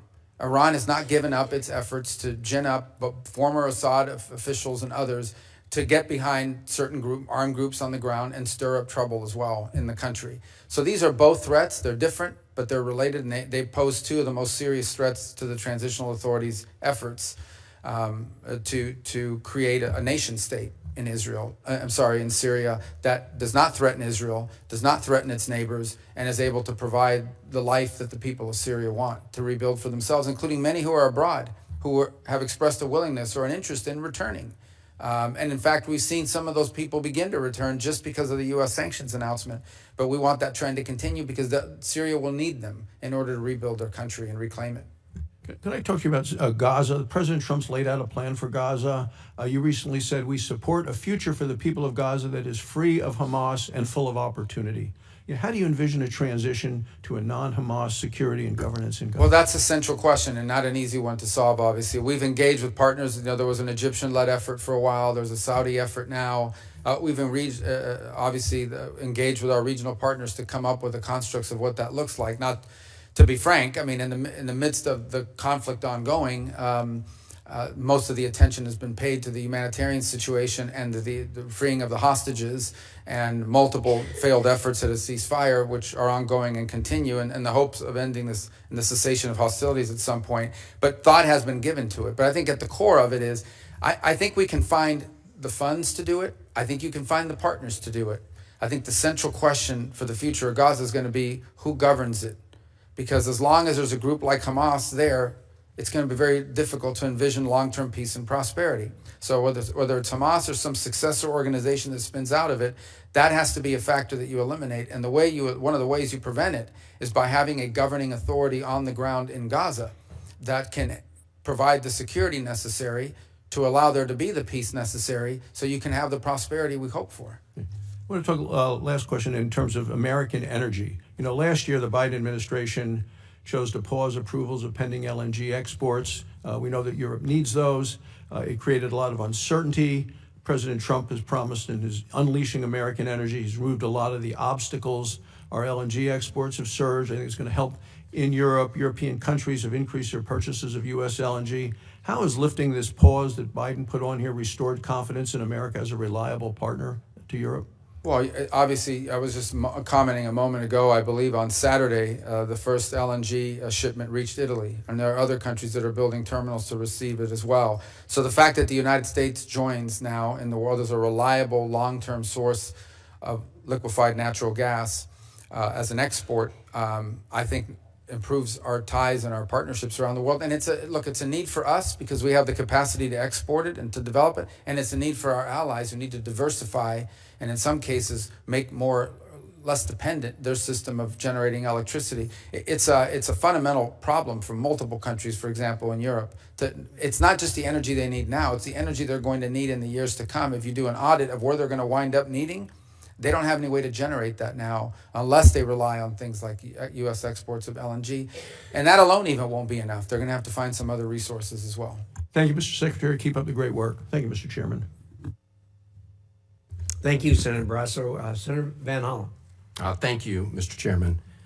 Mr. Secretary, you and I served together in Congress for 15 years. We didn't always agree, but I believe we shared some common values. A belief in defending democracy and human rights abroad and honoring the Constitution at home. That's why I voted to confirm you. I believed you would stand up for those principles. You haven't. You've done the opposite. And you used to speak with conviction about the importance of foreign aid as a tool to advance American values and interests. Then you stood by while Elon Musk took a chainsaw to USAID and other assistance programs. That has left a staggering toll. Broken trust with countries, openings for China and other adversaries, and countless preventable deaths of children and others. Take Sudan, for example. The freezing of U.S. humanitarian assistance forced the closure of nearly 80% of the emergency food kitchens there. 2 million famine-affected people were left without access to food. People died because of those actions. Mothers, fathers, and children. Tons of emergency food that could have saved their lives was left rotting in warehouses because you and Elon Musk refused to let USAID do its job. Sudan is a country where, by the administration's own determination, a genocide is unfolding in Darfur. But here's where it goes from cruel to despicable. While cutting off food aid to Sudanese families living through an actual genocide, you're fast-tracking white South Africans for refugee status under a manufactured claim that they are the victims of genocide. You tried to block the admission of individuals who had already been approved to come here as refugees while making bogus claims to justify granting such status to Afrikaners. You've made a mockery of our country's refugee process, turning it into a system of global apartheid where political ideology and race, more than truth or need, matter. And while you've turned away from a genocide in Sudan and invented one in South Africa, you teamed up with President Trump to throw the Ukrainian people under the bus and have been played like a fiddle by Vladimir Putin. Of course, Donald Trump not only said he would end the war in Ukraine on day one, he also said he would end the war in Gaza on day one. And yet last week, you were all running around to Gulf states, giving away very sensitive American AI and chips technology, but doing nothing to end the war in Gaza and get the remaining hostages returned. You know that for 78 days, the Netanyahu government did not allow a scrap of food to enter Gaza to reach over 2 million civilians. 57 children have died from malnutrition so far, and more than 14,000 children are in imminent danger of dying of starvation. As Cindy McCain said last week, and I quote, "Families in Gaza are starving while the food they need is sitting at the border." That is a gross violation of both U.S. and international law. What did you do? Nothing. Not once did you publicly call upon the Netanyahu government to end the blockade. Fortunately, other countries spoke out, and now we see a tiny trickle going in. Where have you focused your energy instead, Mr. Secretary? Well, your first trip as Secretary of State was to El Salvador, not to promote democracy, but to cozy up to President Bukele, who calls himself the world's coolest dictator. The result was a cash for collusion deal to deprive people living in America of their constitutional rights to due process. The Supreme Court, in a 9-0 decision, instructed you to facilitate the return to the United States of Abrego Garcia, who the administration admitted was wrongfully deported to El Salvador. Your response? You've openly flouted judicial orders. When asked whether you have been in touch with El Salvador to return Abrego Garcia, you boasted, quote, "I would never tell you that. And you know who else I would never tell? A judge." Clearly, you don't care about the Fifth Amendment right to due process, and you don't care about the First Amendment either, since you've been very busy snatching students off of college campuses for exercising their right to free speech. You dredged up a relic from the McCarthy era to claim that student protesters posed a threat to the foreign policy of the United States. Give me a break, Mr. Secretary. You know as well as I do, this isn't about national security. It's about punishing free speech. And you know that in America, the government doesn't get to use its power to punish speech it doesn't like. Yet in March, you boasted about revoking student visas, saying, and I'm quoting, "We do it every day. Every time I find one of these lunatics, I take away their visa," unquote. Let's look at one of those lunatics, Mr. Secretary, Ms. Ozturk. Her crime was co-authoring an op-ed in her college paper critical of Tufts University's response to the war in Gaza. Your own department found zero links to terrorism, no anti-Semitic statements, but you still yanked her visa and shipped her off to detention in Louisiana. And the list goes on and on. The federal judge in the case of Mohsen Madawi, who was the Columbia student who was ambushed by federal agents at his citizenship appointment, said, and I quote, this is the judge, "Legal residents not charged with crimes or misconduct are being arrested and threatened with deportation for stating their views on the political issues of the day. Our nation has seen times like this before, especially during the Red Scare and Palmer raids. Like the McCarthy-era witch hunts of the 1950s, your campaign of fear and repression is eating away at foundational values of our democracy. Back then, it took one voice, Attorney Joseph Welch, to cut through the hysteria with the simple question that marked the beginning of the end of that shameful era. He asked Senator McCarthy, have you no sense of decency? And I would ask you the same, Secretary Rubio. But you have shown through your words and your actions what the answer is. And I have to tell you directly and personally that I regret voting for you for Secretary of State. I yield back. May I respond? You may, sir. Well, first of all, your regret for voting for me confirms I'm doing a good job, based on what I know. Well, that's just a flippant statement, Mr. Secretary. Can I respond, Mr. Chairman? You may. I didn't ask. Senator, please let the Secretary have I'd be the floor. happy to, but then I can respond to his. Your time's up, Senator, and willfully used, I might add. Well, your remarks do not represent the view of this committee. Well, Mr. Secretary, please. Well, I'd like to. I can't respond to everything he said because much of these are untrue, but I'll go through a few. First of all, I'm actually very proud of the work we've done with USAID. For example, I don't regret cutting $10 million for male circumcisions in Mozambique. I don't know how that makes us stronger and more prosperous as a nation. I don't regret psychosocial support services. I raised Sudan, Mr. Secretary. Can I respond? Senator, I'd ask you to suspend. You had 7 straight minutes of I chose to use my time that way, Mr. Chairman. That's my right to Please use suspend my time that way. Secretary Rubio. Well, I can go on. I mean, there's other things here. We spent $227,000 for Big Cat's YouTube channel from USAID. We spent $14 million for social cohesion in Mali, whatever the hell that means. So I can go on and on. I got the list here, and there's more. I didn't even bring the whole list. In the case of El Salvador, absolutely. Absolutely. We deported gang members. gang members, including the one you had a margarita with. And that guy is a human trafficker, and that guy is a gangbanger, and the evidence is going to be clear in the days to come. You're going to see who you went to defend. Senator, I'm sorry, please, Mr. Chairman. Secretary No. Rubio has the floor. Mr. Chairman, he can't make unsubstantiated Senator, comments like that. Secretary Rubio has the floor. You had Secretary your time. Rubio should take that testimony to the federal court in the Senator, United States because well, he hasn't done it under oath. Here's another point, okay?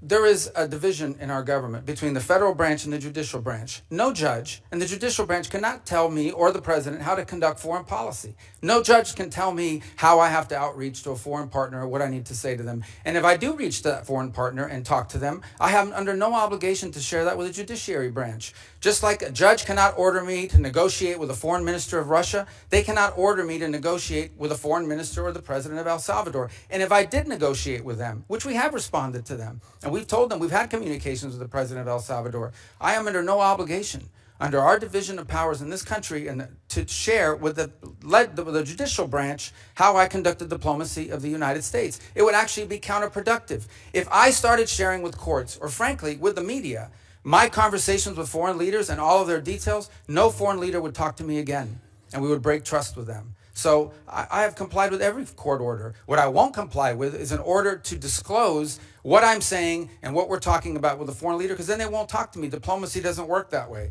About the student visas, let me say this. I don't deport anybody, and I don't snatch anybody. The State Department does not have officers in the street snatching everybody. What I do is revoke visas, and it's very simple. A visa is not a right.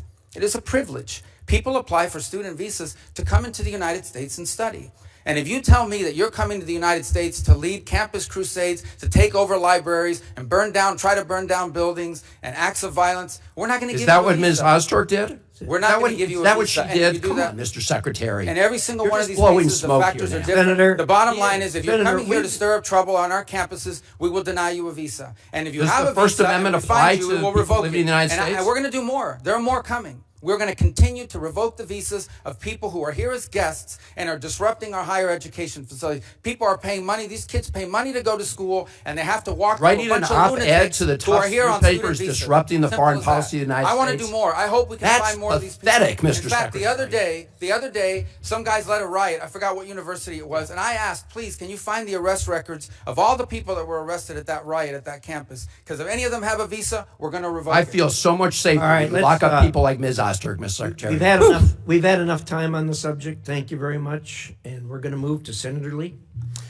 Mr. Secretary, it's very good to have you back here. I want to say it's good to see the fauna in its natural habitat, but it's more like its former habitat, because your current one is also where you naturally belong. And I, for one, and I know majority of us feel the same way, have every confidence in your ability to serve us and are very grateful for your service. One of the many things that I've always liked about you and I always agree with you on is your clear-eyed vision for the Western Hemisphere. You seem to share the understanding many of us have, which is that we've been blessed as a country throughout our 250-year existence by the fact that we're protected by a big ocean to our left, another big ocean to our right, and friendly neighbors to our north and south. Those natural barriers are good for us and gave rise to the Monroe Doctrine and things like that. And I appreciate the fact that we now have a Secretary of State who understands and appreciates the importance of the Western Hemisphere. So I want to ask you where the Western Hemisphere fits relative to other regions of the globe and with the current administration. Now, as I understand it, the America First Opportunity Fund is intended to support, quote, America's most enduring and critical partners. As you, as Secretary of State, work to realign State Department priorities and funding programs with our national interests, will the countries in our immediate periphery, those in our hemisphere, our neighbors, be counted among our most critical partners? Yeah, absolutely. And look, by the way, the new Prime Minister of Canada was here a couple weeks ago. We had a very productive engagement with the President. Their new foreign minister is coming on board, wasn't able to join us at the NATO gathering a few days ago, but look forward to interacting with her as well. We've obviously had some disagreements with Canada in regards to the nature of trade between our countries. But I think there's hope here that we can work something out on the trade front with them, although that's not something that I'm involved in negotiating. And then we have a lot of other mutual interests. As an example, national security on our shared obligations to NORAD and the defense of the North American continent. They've been a strong partner, and we look forward to building on that. And one of the most encouraging things is that Canada, that has historically not spent a lot of money, at one point less than 1% of their GDP on the military, it's now increasing, has made a pledge to get to 2% and has signed on to the NATO pledge to get to 5% over the next decade. So I think that's going to strengthen our partnership as well in providing security to our hemisphere. Thank you. I want to touch next on the contributions to international organizations account. This multi-purpose account has been used to facilitate U.S. payments to over 40 international organizations. I think the current tally might be at 44. Now, as someone who has been skeptical of international organizations and the way we fund them, the way they've been used, and the way they've used our money, I very much welcome the proposed reduction in funding of international organizations. But the budget request before us mentions only the UN in that context, not the dozens of other organizations that we're also funding. As you keep up your efforts to review our participation in and funding of international organizations, can you offer us some kind of a glimpse into the universe of organizations as to which we might be terminating our funding this year?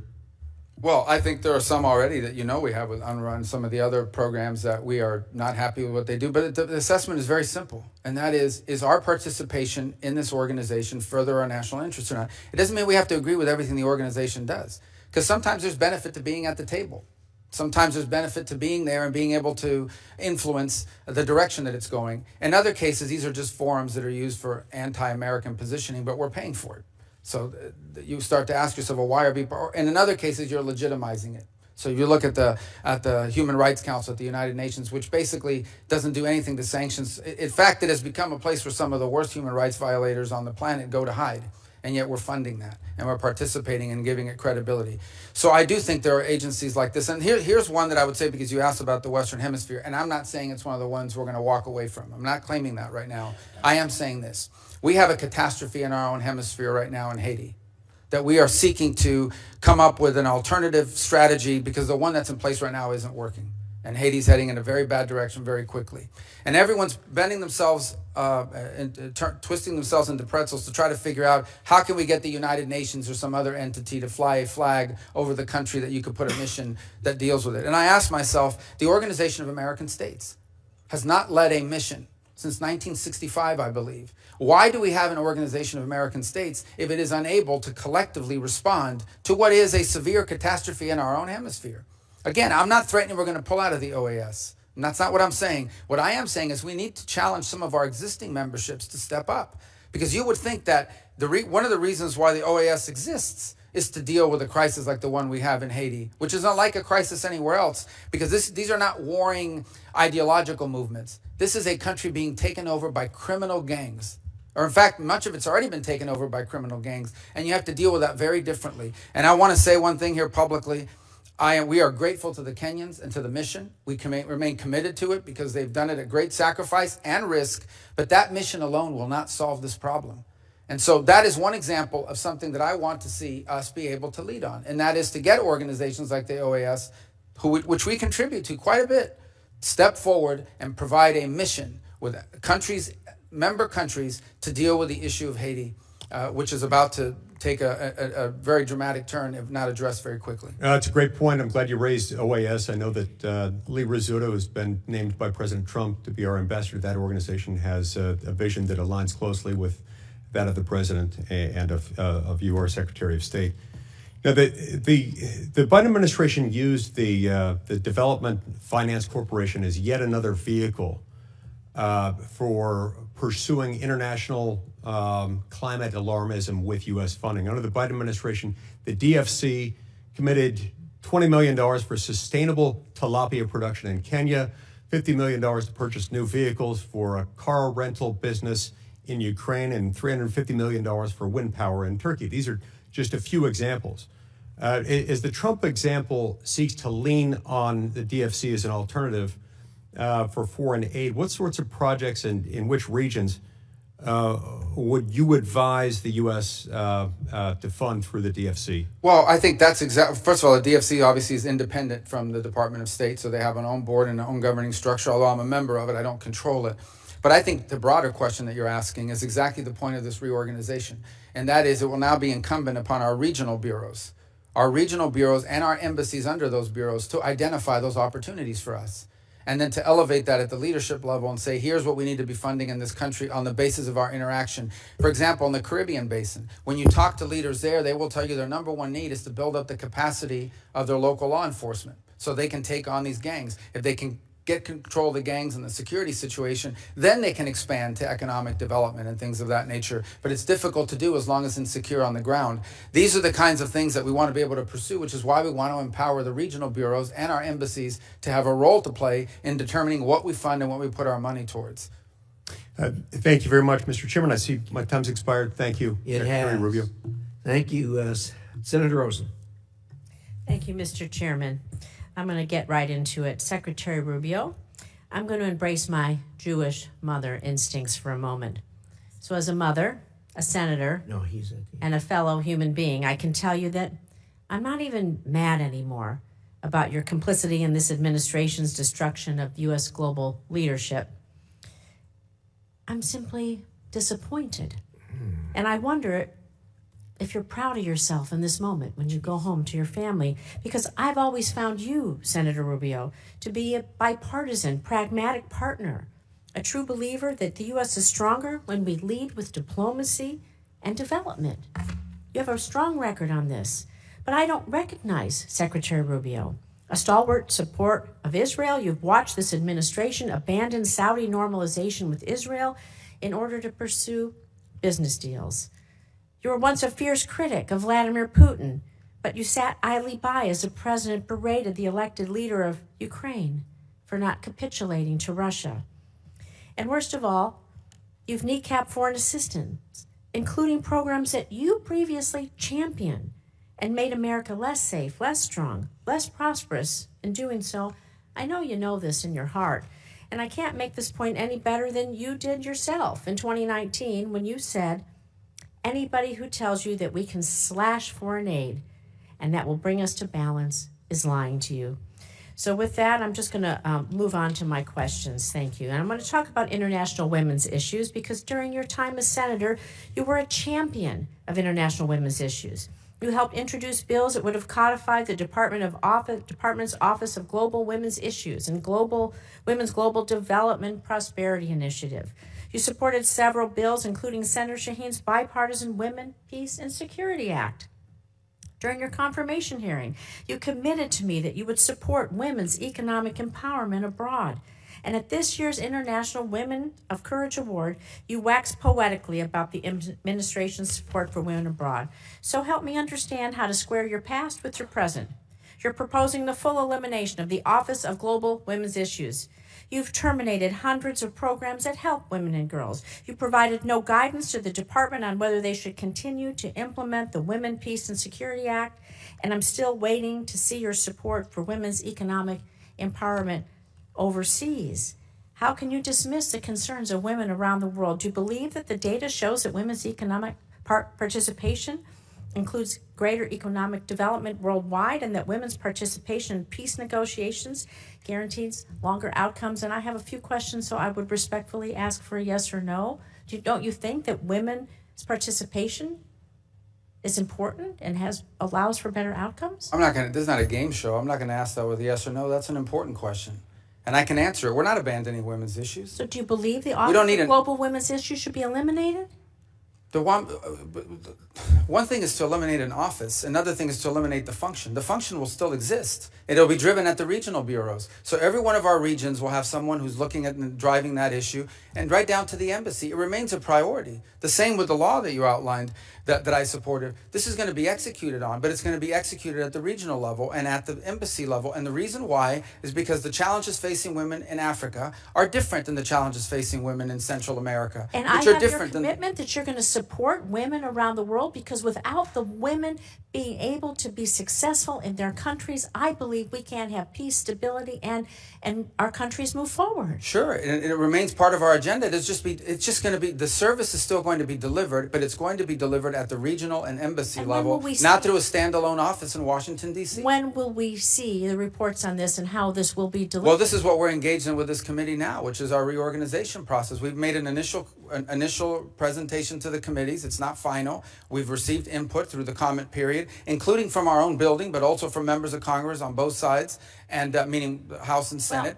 Now we'll come back to you based on all of that input on what we propose to be the final reorganization. Do you have a timeline when you'll come back? Because I don't want to see women left behind around the world, and I think you'd agree with me. But I'm going to turn on to Israel. If you can give us a timeline of when you're proposing to do this, that would be helpful, and we maybe come back and revisit it, Mr. Chairman. Do you have a timeline of when? Sure, we're engaged now. I think we'll owe you a congressional notification here within the next few weeks, which is but all of that is being built on the comment period, in which we've taken input from staff and members of this committee, as well as in the House. Thank you. Can I move on to Israel for a second? So the Office of Security Coordinator in Israel, the OSC, was established by President Bush in 2005. The OSC is widely respected, including by the IDF Central Command, for facilitating security coordination between the Palestinian Authority and the Israeli security forces, which has been crucial in preventing terrorist attacks against Israelis. However, it's reported that you plan, again, to eliminate OSC, which I believe, and many others, could lead to further destabilization in the West Bank and threaten Israel's security. So, Mr. Secretary, should the U.S. continue playing a role in facilitating successful security coordination between IDF and Palestinian security forces to safeguard Israeli lives? And if so, do you believe the State Department should continue to maintain the OSC and support it financially? Yeah, there's news reports every day about things that aren't true. So the only thing that's been discussed about OSC is whether it should be brought under the authority of the ambassador and the embassy. You're not proposing eliminating. Thank you. We'll move further on this discussion. With my minute left, I'm going to talk about vaccines abroad, because Gavi, the Vaccine Alliance, we are so proud, has prevented nearly 19 million children's deaths since it was created by providing vaccines to 50 countries. Diseases, they don't know borders. So a small investment from the U.S. can save American lives by stopping outbreaks really before they reach our shores. You were previously a champion of global vaccines, twice leading resolutions in support of continued U.S. investments in these programs. So, Mr. Secretary, again, do you consider vaccines, including for malaria, Ebola, to be life-saving? Given Gavi's proven track record of saving lives, preventing global disease outbreaks that could reach our borders, will you commit to prioritizing continued U.S. support for Gavi? But we haven't canceled U.S. support for malaria or any of these other communicable diseases and or vaccines. What we have, there are some individual programs that may have been canceled because they weren't being delivered in the appropriate way. All of these functions will continue. The difference now is the function will be happening under the Department of State, as opposed to a set-alone entity, which you had very little oversight over, by the way, in this committee, even though we tried in the years that I was on it with USAID. And I don't want to, I may respond to one point you made just because I'm curious. We have not abandoned Saudi normalization with Israel, as you pointed. The Saudis are the ones that have expressed their inability to move forward on it so long as the conflict is happening in Gaza. But we would love to see normalization. You know, when it comes to the Saudis and normalization, and we can have this I'd be so happy to have you in my office or come to your office and talk about this. It was quite apparent on the last trip that the president was more interested in making business deals and trying to move forward peace in the region. It's not just about the business deal. There's a lot going on, and there is pressure to bear. But we did receive a list, I just want to say for the record, that showed Gavi was terminated. And so if you could send something to show that it's turned back on, we'd be glad to see that. I know I'm over my time. Senator Scott. All right. Secretary Rubio, first off, I'm proud to have voted for you. I wish you were in the Senate, but I'm proud that you're Secretary of State, and I can tell you, Floridians are very proud of you. As you know, Miami-Dade, finally, for the first time in history, is now more Republican than Democrat. I'm sure they looked at you and saw all the success you've had, so one of the reasons it happened. Can you talk about what you're trying to accomplish with your reorganization and how that's going to improve national security? Well, ultimately, the goal of reorganization is to make the State Department, put State Department at the center of our foreign policy. which people would look at and say, well, how, isn't that what it's always been? But it actually had lost that role. And one of the reasons why it had lost this role is inability to deliver quickly. In essence, the inability to deliver quickly on whatever policymakers determined they wanted him to do, and there was structural reasons for that and the like.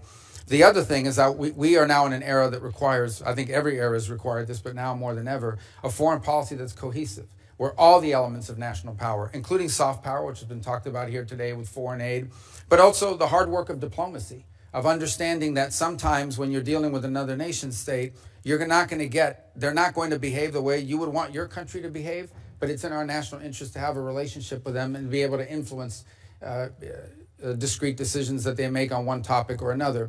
And all of this has to be coordinated. And that wasn't happening. We had functional bureaus that were basically in charge of some human rights issue. And then we had an embassy. And oftentimes when you would travel abroad, you would find that our embassy and or our regional bureau and our functional bureau were at odds with one another. Because the functional bureau was pushing one agenda, the embassy was pushing another. And this was also true with USAID. By the way, this idea that USAID got along well with the State Department is false. And embassy after embassy, during my time in oversight, you would hear complaints about how USAID was funding programs that State Department had no insight into and in many ways contradicted what the State Department was driving at the embassy level. So what we're asking for now through this reorganization is to bring it all under one roof so that we can conduct foreign policy at the regional and local level in a way that's cohesive and concise and can deliver results. But it's also where you're going to get the best ideas from. I read cables from our missions around the world every single day. Some of the most important information that I get as Secretary of State is not from intelligence reports, it's not from news articles, it's not from briefings from somebody. It is from a cable that comes directly from that embassy that is identifying a problem and or an opportunity that I may not hear about for months if it ever makes its way through the system. So we want to empower that because that's our front lines. These are the people that are on the ground every single day dealing with the government, dealing with society, and they're identifying opportunities and problems months, if not years, in advance of what Maine State or others are identifying. So the goal of reorganization is to shorten that time frame because we can't afford to move slow. The world moves very, very quickly. This decision we made on Syria, had we run that through a traditional process, would have taken months and months and months of interagency this and people talking that and all the different boxes that have to be checked in some memo that gets to me. Our ability to move quickly on a discrete, on a unique opportunity in a time-effective manner, I think is going to bear dividends for the national security of our country if it works out. And we want to be able to see more of that. And that's really the goal of reorganization. People think this is a cost-cutting exercise. There may be savings. There need to be savings. We just had our credit rating downgraded. You talk about a foreign policy problem? That's the first thing our foreign interlocutors wanted to mention to me on Sunday in Rome, is that our credit rating was just downgraded. We have a debt problem, but that's obviously not a State Department issue, but that's our problem. But that's a problem. But this is not just about cost savings. This is about providing a more efficient, faster moving, more effective State Department and as a tool of diplomacy. The State Department should be at the center of American foreign policy making. And that's our goal, to create one, to reorganize one that can deliver on that. I want to thank you and President Trump for your focus on Latin America. Can you tell me, what do you think the proper role of the Organization of American States is? What should they be doing? Well, you would think that they would be able to be a forum to deal with challenges in the region.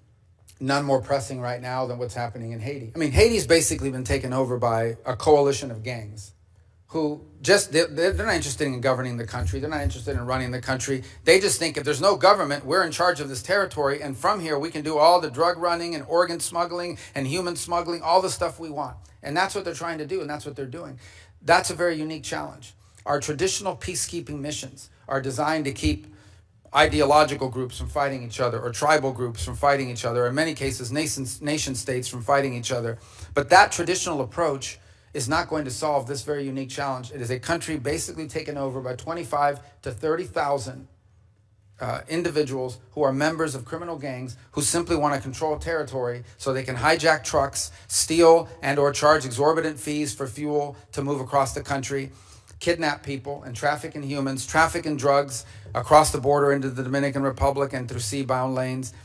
And there's things that we need to do. For example, we need to figure, and we've been working with the Department of Homeland Security, the FBI, the ATF, and others on how can we cut the flow of guns that are leaving the Miami River on containers and reaching not just Haiti, but Jamaica and Trinidad and other places. So there's more we can do on that front. But from the OAS's perspective, if ever there was a regional crisis that you would think an organization like this could step forward and provide a force or a group of countries that working together could help solve it, would be the OAS. And we're prepared to play a leading role in that. But we do need buy-in from other partners in the region who are as affected, if not more so, by what's happening there. So that's one example of what the OAS should help on. And obviously the other is on the defense of democracy, which is the OAS is a collection of democratic institutions. In places like Nicaragua, there is no. In Venezuela, in Cuba, there is no democracy. Can you talk about how you're working to reform the foreign service officer recruitment? In terms of reforms? Well, two things we're doing on the promotion board. We're not getting rid of the promotion board. I read someone the other day. We have simply suspended it for a month while we reevaluate how we promote people. We want to promote people on the basis of how good they are.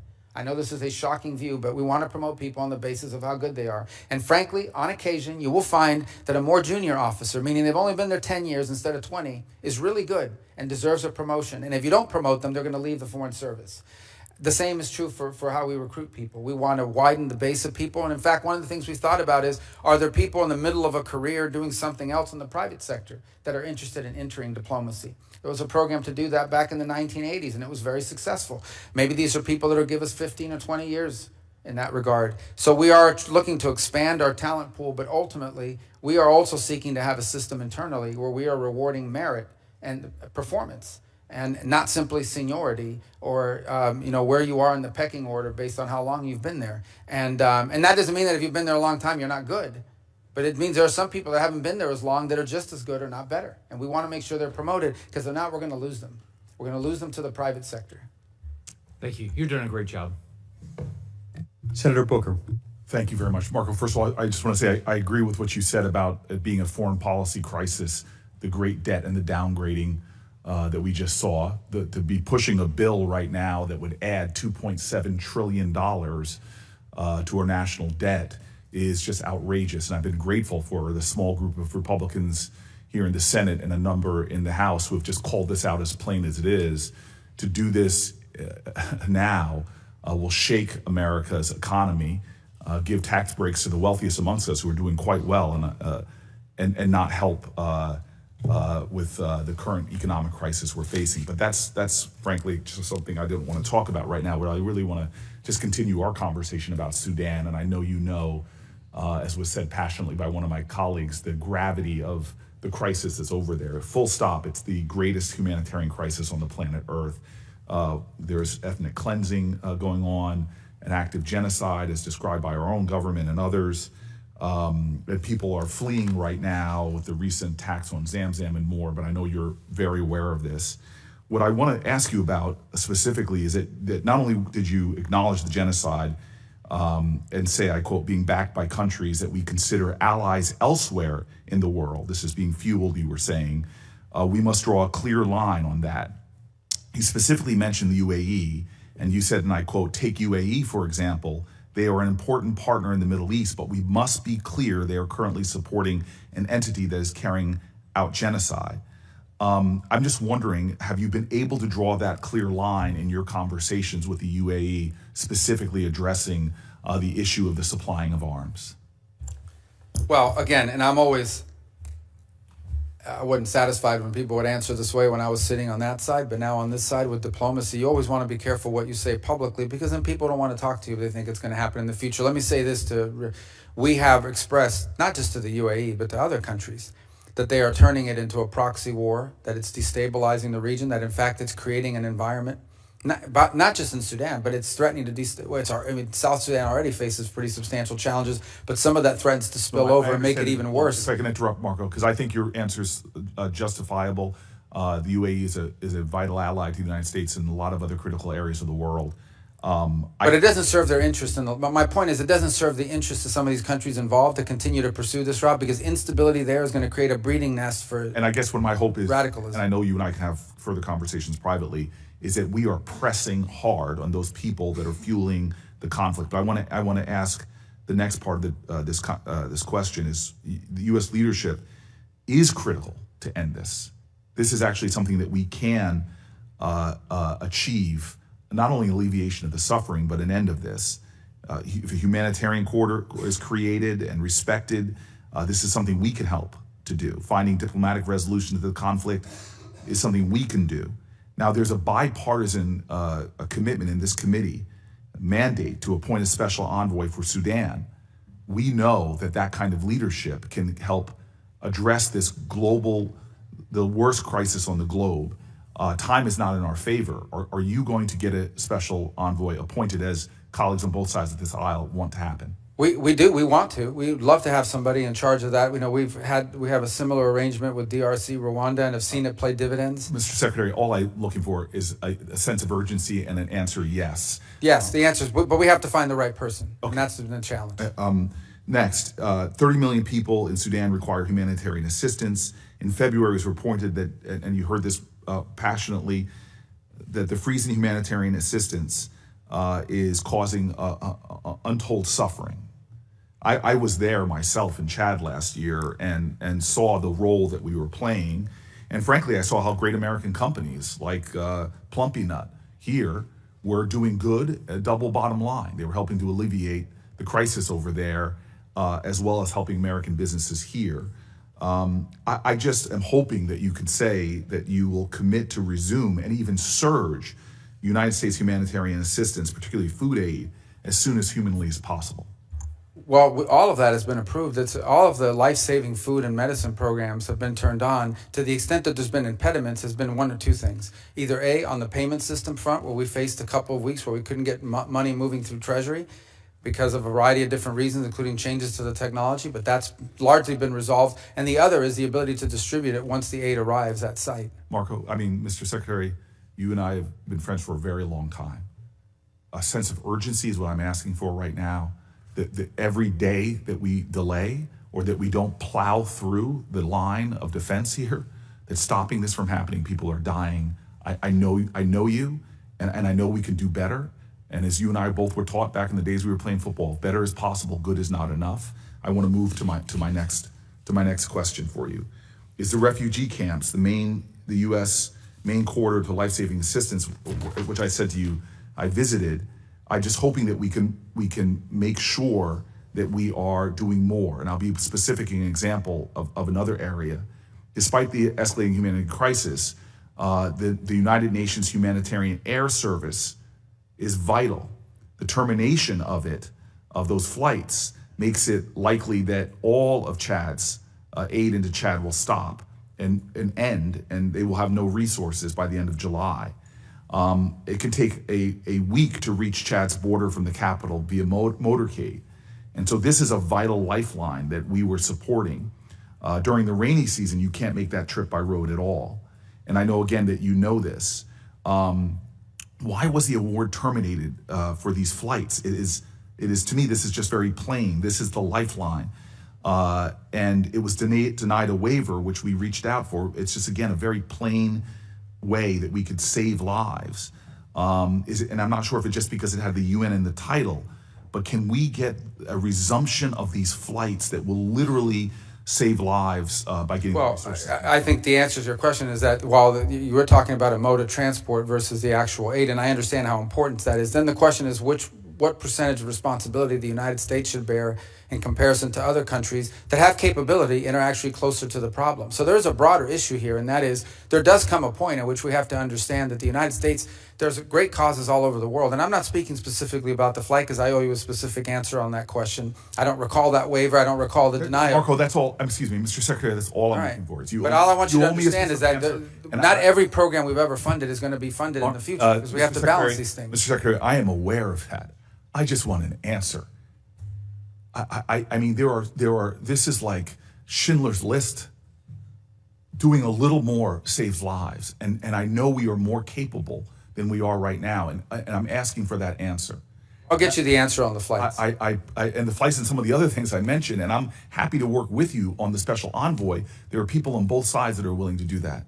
And I'll say in conclusion, because I'm over, but other people did, I do not want to lecture you, especially because I know I've had enough conversations that I know your moral core. But what my colleague brought up very passionately about the Afrikaners, I want you to know, as a person that talks to countries and leaders like you do all over Africa, they are already seeing us not prioritizing ambassadors. They see embassies being closed. But the torrent I got on the Afrikaners reminded me of the torrent I got from African leaders when the president called those countries like those in Africa shithole countries. The anguish and the anger and the disappointment and the feeling of double standards. So just from a diplomatic range, where we're in a competition in many ways on that continent, that you and I talked in your confirmation hearings about the profound moral urgencies, economic opportunity, security mandates, the cooperations with these countries. We have got to do a better job, in my opinion, and I've worked with you on these issues when you were a senator, diplomatically in prioritizing these issues. And I will partner with you in any way possible to make sure that we are addressing what I believe is a diplomatic shortfall right now in advancing American interests on the continent. If I might just real quick, we haven't closed any embassies, so I think people are responding to like articles talking about the potential for embassy closures and things of that nature, but we haven't closed any embassies, and we have been engaged. Listen, Africa to me is one of the priorities that I've set for us in terms of our global view, because of the opportunities, because of the youth of the continent, because of explosive growth that we're going to foresee. And as an example of it, one of the things we prioritized, which a lot of people thought was intractable, was trying to reach a peace agreement between the DRC and Rwanda. Now, it's not done, but we brought them both here to Washington, D.C. about a month ago. They signed a memorandum of understanding. The negotiations are moving forward. They're actually moving forward very well. Our hope is to arrive at a peace deal there that ultimately ends what was turning out to be a very brutal and difficult conflict. So I take your point on Sudan and the need for an envoy. We would love to find the right person to handle that portfolio, because it has to be the right person. And we have played a supportive role. For example, the UK about a month and a half ago led a Sudan summit in London for a day, where a lot of other countries, when we sent someone, we've offered to be helpful and work with them on it. But a lot of other countries either didn't make commitments or didn't live up to the commitments. The summit sort of was a minor disappointment, because while everyone talks a big game around the world about it, they're not stepping up. But I take your point. I'll get you your answer on the flights, because I'm not aware of that specific waiver. And on the envoy, we'd love to work with you to find the right person. And the ambassadors and other things, I'll reach out to your office on. Okay. Senator Cornyn. Thank you, Mr. Secretary. I'm proud of my vote for you to confirm you as Secretary of State. We all know you well, having worked with you for many years. We know of your the qualities that you bring to this job, and I think you're exactly the right person for this job in a very dangerous and turbulent world. When I look at what you and the administration has done, it's May the 20th, January the 20th, President Trump was sworn into office, but just a few of the things that have happened during that time. Obviously, the critical minerals deal in Ukraine, the Pakistani-Indian conflict, which could have resulted in a nuclear conflict between two nuclear-armed countries. Things back closer to where I live, the Mexican water deal that was negotiated with Mexico. I'm frankly amazed at your stamina and what you and the administration have been able to do in a short period of time. And listening to some of the criticism that I've heard this morning, it reminded me of a quote from NFL quarterback Aaron Rodgers talking about dealing with criticism, things he wished he had known when he was younger. And he said, never listen to criticism from somebody that you never would have taken advice from in the first place. But let me ask you specifically about two issues. One has to do with Ukraine and peace negotiations. I applaud you and the administration, and particularly President Trump, for initiating these negotiations between Ukraine and Russia and try to bring a peace, or at least a ceasefire, between these warring countries. This is enormously dangerous, as you know better than most, because it could easily spill over into the rest of Europe, result in NATO becoming involved and the like. But I wonder what you believe Mr. Putin's motivations are. Do you think that he is engaging in these negotiations in good faith, that he intends to give something in order to get something, or not? Well, I think that's on the question of Putin. I think that's still an open question. I think he approaches it, we have to assume, from a cold, calculated cost-benefit, nation-state evaluation of what's in the best interest of his view of Russia. What I'm pretty certain of is this is not the war he thought he was getting. When he first invaded Ukraine, I think he anticipated that the government would collapse and that he would be greeted as a liberator, and it has not turned out that way. And in fact, Russia today controls less territory than they did after the first 2 months of the war. So they've suffered significant losses. They've suffered the losses of at least, by some estimates, 250,000 men in uniform, and the Ukrainians have suffered less, but nonetheless suffered as well. It is a battlefield today in which the front lines move 10 kilometers at a time in one direction or another. Even if they're advancing at a tremendously high cost. But the challenge Russia faces now is their entire economy is built around the war effort. Their entire economy is built around munitions production and frankly around the fact that you've deployed about 1 million to 1.5 million people to the front lines, and they're making a lot more money fighting a war than they would in the private sector. So I think that that's potentially a challenge here in terms of bringing this war to an end. What we've tried to do is find any way forward to end this conflict. We think it is costly, it is deadly, it is disruptive, and we want to see it end. We want to see it end because of the destruction to Ukraine. We want to see it end because of the strains it's placing on the budgets of countries, neighboring countries, and the fears that it's stirring up in their regard. We want to see the conflict end in a way that's enduring. Meaning not a peace that lasts 3 months and then restarts again, but something that's enduring, that both sides could live with for a long period of time without it restarting again. And that's hard. There's a reason why. This an effort that I wish would have started 2 years ago, but it's starting now. We've done the best we can because we are able to talk to both sides. Obviously, only one side is getting American aid, and only one side is receiving American sanctions. But nonetheless, we think it's important to preserve our ability to talk to both sides. The president is fully aware and has intimated on a number of occasions that he has options available to him in the sanctions field that he could pursue if in fact he determines that Putin is not interested in negotiating. But by the same token, I think the president is very committed to ending the dying, ending the bloodshed, ending the destruction, and he wants to preserve, as long as he possibly can, the opportunity to influence both sides towards peace. The minute you do certain things, your influence over one of the two sides to at least lead to peace really diminishes. And then we're back to where we were in January when he went into the White House, which is with no one had a clear path forward. I mean, there had been no... The first time Russians and Ukrainians have actually met directly and spoken was 3 days ago in Turkey. They had not spoken since the Istanbul process in 2022 had failed. So there are 1,000 prisoners that are going to be released from both sides from a humanitarian standpoint. That's good. What we haven't seen yet is moves towards peace. It's our understanding that the Russians are going to write up terms for what they would require in order to reach a ceasefire that then would allow broader negotiations. We await those terms, and then we'll have a much better understanding about Mr. Putin's calculation once we see what those terms look like. So to quote you, the jury's still out. These are complex conflicts, obviously, that are difficult to bring to bear, and there are a lot of other things playing at stake. But I do think that whatever offer Russia puts on the table, if in fact they do, as they said they were going to do, they put an offer on the table and say, if this happens, we agree to a ceasefire and further negotiations. I think that offer will tell us a lot about their intent here in the short term. Well, I applaud your and President Trump's efforts to try to bring a ceasefire and hopefully a peaceful outcome to this terrible bloodshed, which has devastated both sides, the Ukrainians and the Russian people.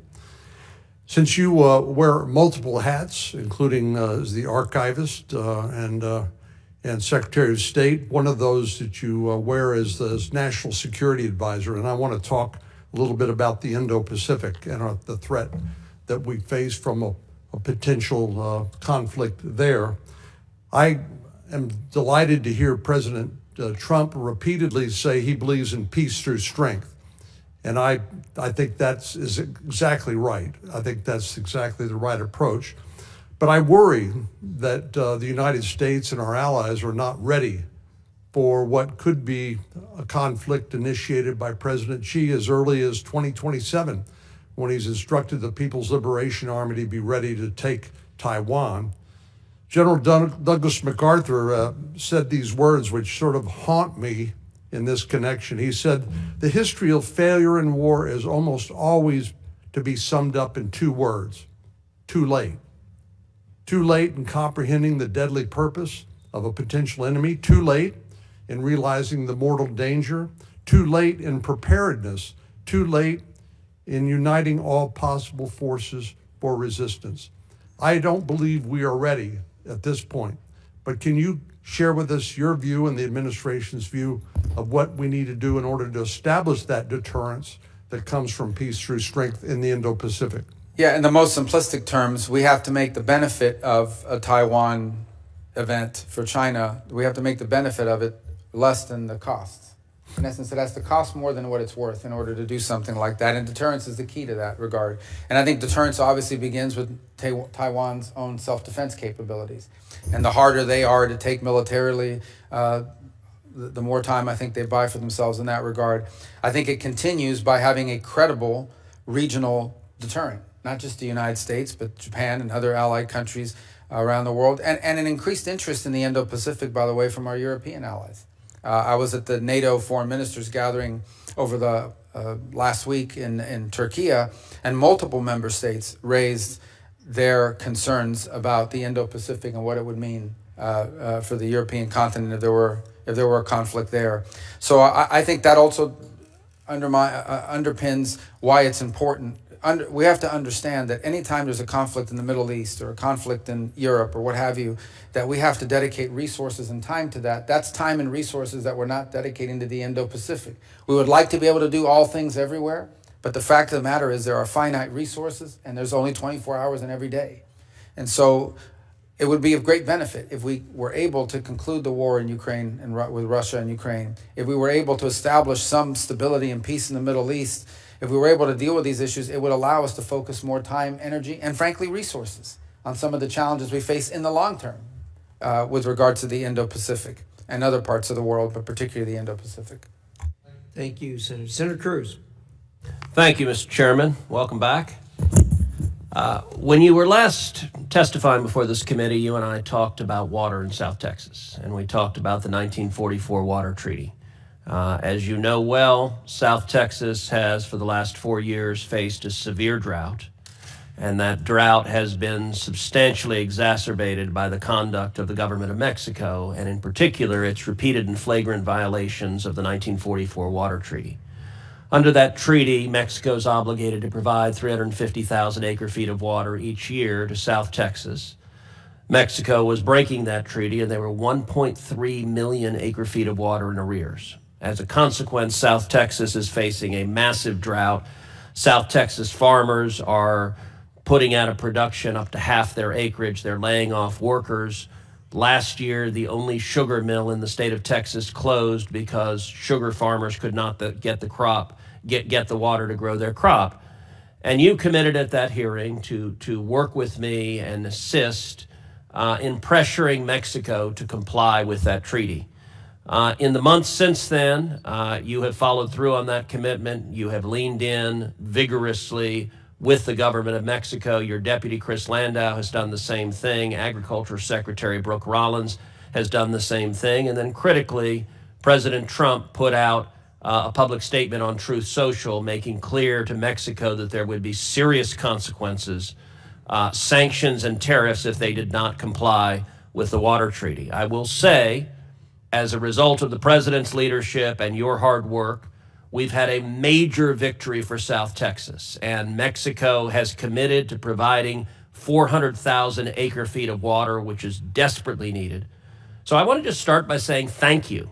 In 4 years under Joe Biden, the Biden administration would not lift a finger for Texans, for farmers in South Texas, to hold Mexico to account, and the Trump administration has done more in 4 months fighting for water in South Texas than Joe Biden did for 4 years. So I wanted to say thank you, and I wanted to ask how the State Department is approaching next steps on the 1944 Water Treaty? Well, first of all, we have to understand that that commitment is met, and then we have to begin to prepare for the next cycle. This is a one-year problem. So we want to continue to work on that to make sure that those commitments are made, and that then in the next cycle, this becomes made permanent. That in essence, this becomes the new standard operating procedure and not a one-off.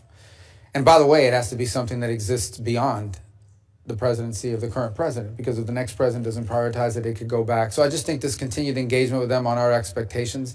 The truth of the matter is, and in fairness, the Mexican government has grown increasingly cooperative on a number of fronts, both on national security issues and common security issues, but also on issues such as this. We're also happy, I think there's also the new treatment plant that they've opened, the Tijuana wastewater one, that we think will also be very helpful to water issues in the region and also the water quality issues. But this was a good news story. I think it's what happens when you make something a priority and then follow through on it. But we have to sustain it, and that really is our focus now, to sustain this through for future cycles, not just the short term. So, and I'll tell you, earlier this year, I went down to the Rio Grande Valley with Secretary Rollins. And in December, I wrote a provision in the continuing resolution that provided emergency relief to South Texas farmers, $280 million. And Secretary Rollins came down. Now, Brooke is the first Texan ever to be the U.S. Agriculture Secretary, and she's the first Ag Secretary in history to go to the Rio Grande Valley. And Secretary Rollins and I did a roundtable, and I will say, you and I have both been very focused on the Hispanic community in particular. I will say the impact in the Rio Grande Valley of having a president and an administration that is fighting for them is enormously consequential. And so I was very grateful that she came down, and the farmers and ranchers in South Texas see that they've got a president and an administration that's fighting for them. Let me shift to a different topic. Today, South African President Ramaphosa is in Washington, D.C. He'll be meeting with President Trump tomorrow. You and the president, as well as other administration officials, have repeatedly and rightly criticized South African policies on issues ranging from human rights to activities that directly undermine American national security. Those activities, in turn, include what appears to be an explicit and extensive pivot away from the United States and towards the Chinese Communist Party. There are also serious and credible allegations that the South African government's decision-making is compromised by widespread corruption tied directly to Iran. They are working together to target our Israeli allies on the international stage. President Ramaphosa himself has taken an aggressive position, leading a charge of genocide against Israel in the International Court of Justice. And he has pushed for precedents and policies that will not just undermine Israel, but expose American officials to vulnerabilities as well. I have every confidence that President Trump will demand South African officials change their policies and will hold them accountable if they don't. And it's critically important for the American people to understand the bases for our policies.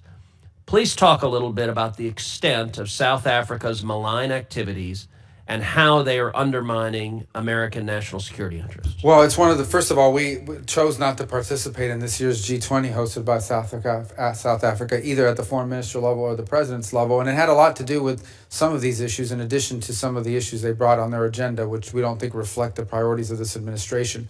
So the president of South Africa is here today because he says he endeavors to reset relations between our countries.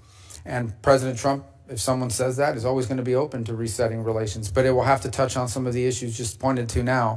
Obviously, the position they've adopted towards Israel is way, not just off balance, but completely geared towards one side. And it makes one wonder about these allegations that are out there now of foreign influence, including with Iran. They clearly, on the global stage, and multiple multinational organizations, have consistently been a vote against America's interests, time and again. Not one off. You always understand when some country has to go in one direction opposite to you, because, you know, that happens. That's what diplomacy is ultimately about. Diplomacy is also about when we're aligned, we work together. When we're unaligned, we have to talk. But when one country is consistently unaligned with the United States on issue after issue after issue after issue, now you have to make conclusions about it.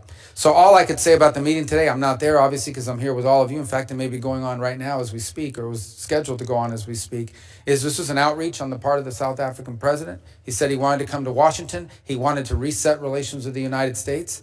I have no reports as to how that meeting has gone so far. If there's a willingness on their side to reset relations, obviously was something we'll explore, but we do so with eyes wide open to what they've done so far. And how does their campaign against Israel undermine America? Well, I think first of all, because it echoes some of the charges that are being made by some of the biggest enemies of Israel that happen to be ours, whether it's Iran, whether it's these radical groups that chant death to America, death to Israel. So we're very concerned about that. I also think there's real concern in our mind about some of these international institutions that, frankly, South Africa has lined up strongly behind, who would seek to, if they could, jail, imprison, indict American office holders because of some of the positions we've taken on public policy, even though we're not members to the conventions that create these entities. So if you talk about these groups they are in essence utilizing their forum on the national stage as a nation state under this president and this leadership to echo the claims and the positions taken by not just Iran, but in many cases China as well. Thank you. Thank you, Senator Cruz. Marco, thank you. I can confidently say I speak for the majority of this committee when I tell you how proud we are of what you're doing and your success as Secretary of State and the other hats you wear, too many of which there are to reiterate here. And I'm sorry that there were intemperate remarks here, as happens from time to time in the committee, but you know how that goes. You've served here. But thank you.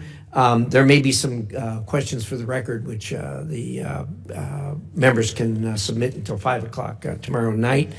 And we hope your responses will be as quickly as possible to any of those. With that, again, thank you so much for appearing here. Thank you for your time. I have finally figured out how to stop the protests from happening here. They haven't happened, except when you've been here. So maybe there's some way we can, maybe there might be some reference between the two. In any event, thank you so much. And with that, the committee is adjourned. Fundamentally different from the United States. Where America promotes free markets and innovation, the CCP clamps down on businesses and steals American intellectual property. Where we believe that every person has God-given rights, the Chinese government commits genocide against Uyghurs and other minorities in China and harasses dissidents here in America. We want to work with you to ensure you have the tools you need to counter Chinese influence, including through the Development Finance Corporation and the Millennial Challenge Corporation. To truly counter China, we need to catalyze private sector growth worldwide where we can. As you know, China is not the only threat. Over the last decade, particularly in the last 3 years, Putin's aggression has created the largest security crisis in Europe since the Second World War. President Trump is working diligently to help end this conflict.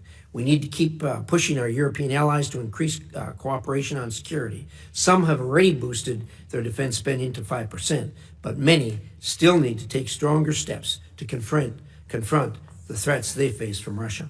In the Middle East, even after the president's successful trip, tensions remain high. Hezbollah remains a disruptor to reform in Lebanon. Baghdad must work to disarm Iranian-backed militias. Israel remains under constant threat from Hamas and Iran's other proxies. And we all hope Syria's government lives up to the opportunity you and the president have given the country with sanctions relief. Meanwhile, the maximum pressure campaign this administration is reinstating on Iran is very promising. We stand a real chance at bringing greater stability to the Middle East. I know you and the president will continue this important work. Finally, I greatly appreciate President Trump's efforts to address long-standing issues with our foreign military sales process. Rebuilding our defense industrial base is critical to America's long-term national security, and FMS reform can play a vital role in that effort. However, I should note that many of the problems that plague the FMS process are the result of less than desirable policies and practices at the Department of Defense. It is in our interest to expand our defense production capacity and deliver needed capabilities to our allies. This committee has always worked closely with the administration on foreign military sales, and I know this will continue under your leadership. Secretary Rubio, as you and President Trump remake the State Department, I hope you'll consider this committee a partner and closely collaborate with us. As you bring the department into the 21st century through thoughtful reforms, I hope to finally see implementation of my Secure Embassies Construction Counterterrorism Act and Mission in a Box Act. These laws will help build new embassies easier, faster, and more cost effectively, consequently freeing our personnel to conduct diplomacy abroad that advances American interests while better positioning the U.S. government to outcompete adversaries like China. Everyone who sits or has sat on this dais, including you, cares deeply about America's standing in the world. I look forward to hearing your vision for the ongoing State Department reorganization and how it will protect our national security interests. Thank you again for coming today. Again, a warm welcome, Senator Shaheen. Thank you, Mr. Chairman. Secretary Rubio, welcome back. 4 months ago, you sat in that chair and you said that China is, quote, the most potent and dangerous near-peer adversary this nation has ever confronted.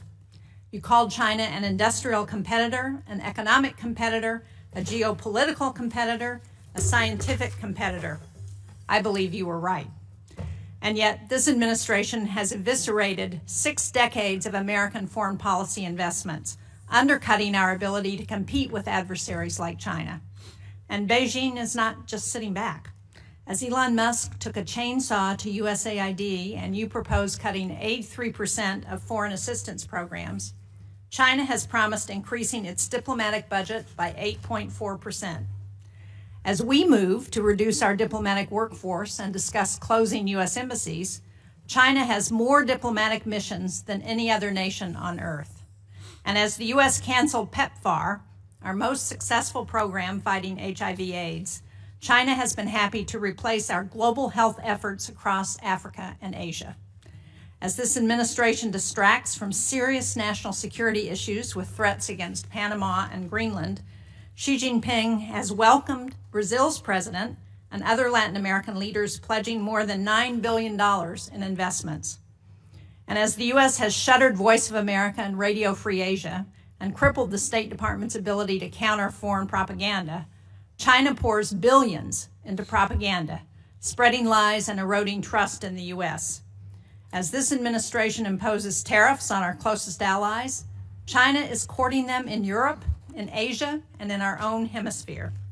Beijing is making the case that they are, and the term they are using is frightening, they are a more reliable partner than the United States.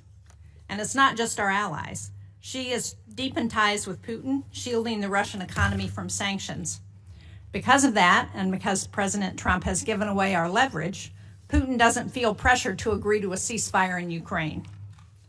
And for all the administration's talk, for all Elon Musk's promises, according to reports, DOGE has not saved a dime.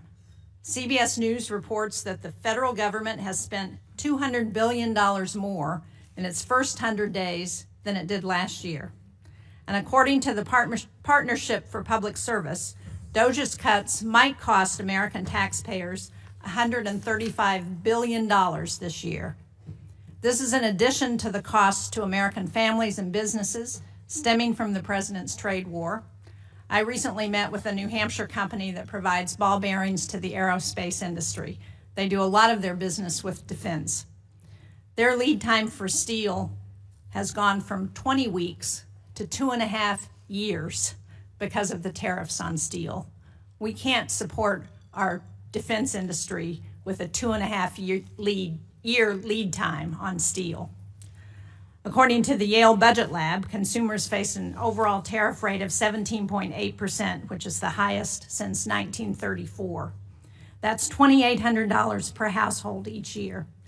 And these tariffs amount to the largest tax increase during peacetime in U.S. history. 4 months ago, Mr. Secretary, you said we were going to be safer, stronger, and more prosperous. But whether it's President Trump's deals with the Sinaloa cartel to let cartel members into the United States, or watching masked agents abduct a Tufts college student, I don't feel safer.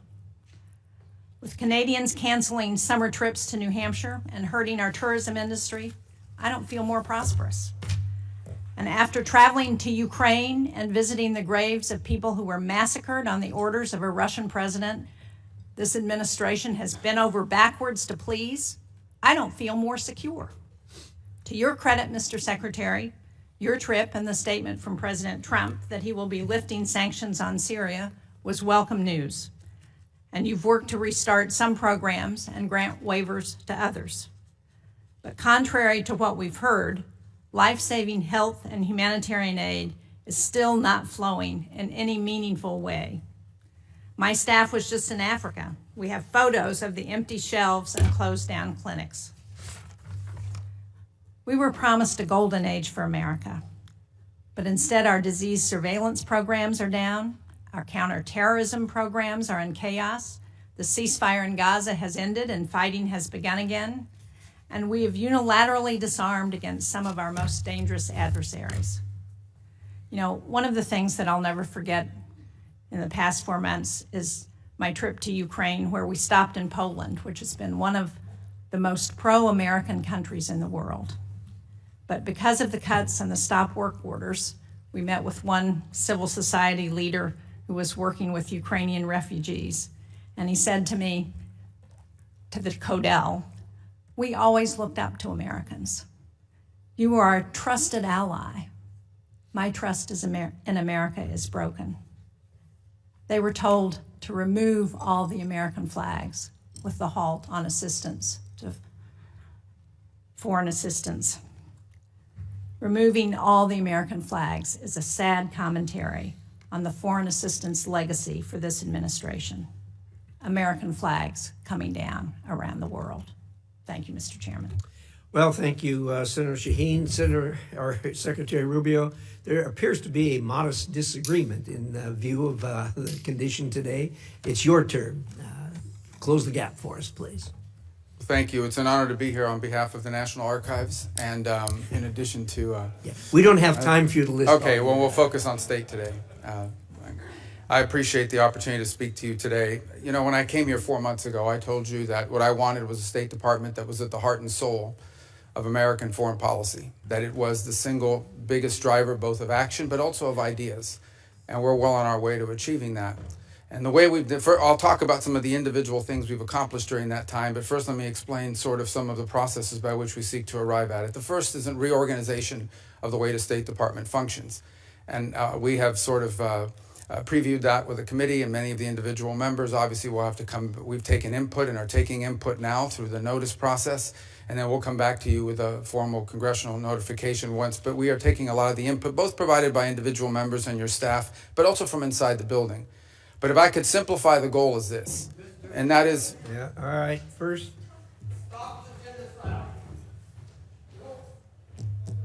Carry on. The goal is to drive power and action in our agency to the regional bureaus and to our embassies on everything we do. We want our foreign policy to be holistic. So, for example, we recognize that the set of factors, both in diplomacy and foreign aid in Guatemala or in Trinidad or in Jamaica, are going to look different than they may somewhere in Africa, somewhere in the Indo-Pacific region. And we want those decisions and the influence over those decisions to be made, to be driven to the regional bureaus. And so what we've done is we've taken a lot of the functional bureaus and functional processes and moved them under the purview of the regional bureaus and the career individuals that serve there, and ultimately down to the embassy. One of our first tests, Senator Shaheen, is going to be in Syria. We don't have an embassy in Syria. It's operating out of Turkey. But we need to help them. We want to help that government succeed, because the alternative is full-scale civil war and chaos, which would, of course, destabilize the entire region. And we are going to allow our people on the ground, both our embassy personnel at the Damascus embassy located in Turkey, and for the short period of time, at least, or in the interim, our ambassador in Turkey, to work with local officials there to make determinations about what kind of aid they need. Is it humanitarian? Is it improving law enforcement or governance functions? We think it's going to be the first test of this new model, but I strongly believe that our decisions and the power to drive decisions and the decisions and the inputs that we're taking have to be driven in many cases from the bottom up, not from the top down, and focused on the fact that there is unique sets of factors in individual parts of the world that require different priorities and attention. And ultimately, foreign policy, mature foreign policy, requires a balancing of interests. That's just a fact. Okay, our human rights agenda is going to look different in certain parts of the world than it will in others. That doesn't mean that we as a people have abandoned it.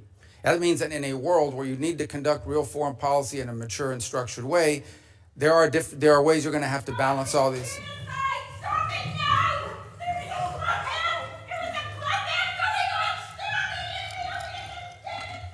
Actually, Senator Rubio, we're making progress. There's protesting in English now. Oh, remember that? Yeah. Remember last time. So we have to understand, and that's why we think it's so important that our regional bureaus be at the core and at the heart of everything we do. And so we feel good about that part of it. By the same token, I think critical to this are some of the reforms we're trying to make to foreign aid. And I said when I appeared before this committee, everything we do has to make us stronger, safer, or more prosperous. So we've undertaken a review of our foreign aid. And the reality is that there are many of these programs, some are good programs. Some make all the sense in the world, and we wanted to pursue those programs. Go ahead. Some of these programs make all the sense in the world, but frankly, on the priority scale, perhaps other programs were more important. Others, frankly, made no sense at all. We can talk about some of those programs today. We funded things around the world that made absolutely no sense. I will say this, even with the reforms we put in place and what we're suggesting is changes to our foreign aid, we still will provide more foreign aid, more humanitarian support than the next 10 countries combined, than the entire OECD, and far more than China. China doesn't do humanitarian aid.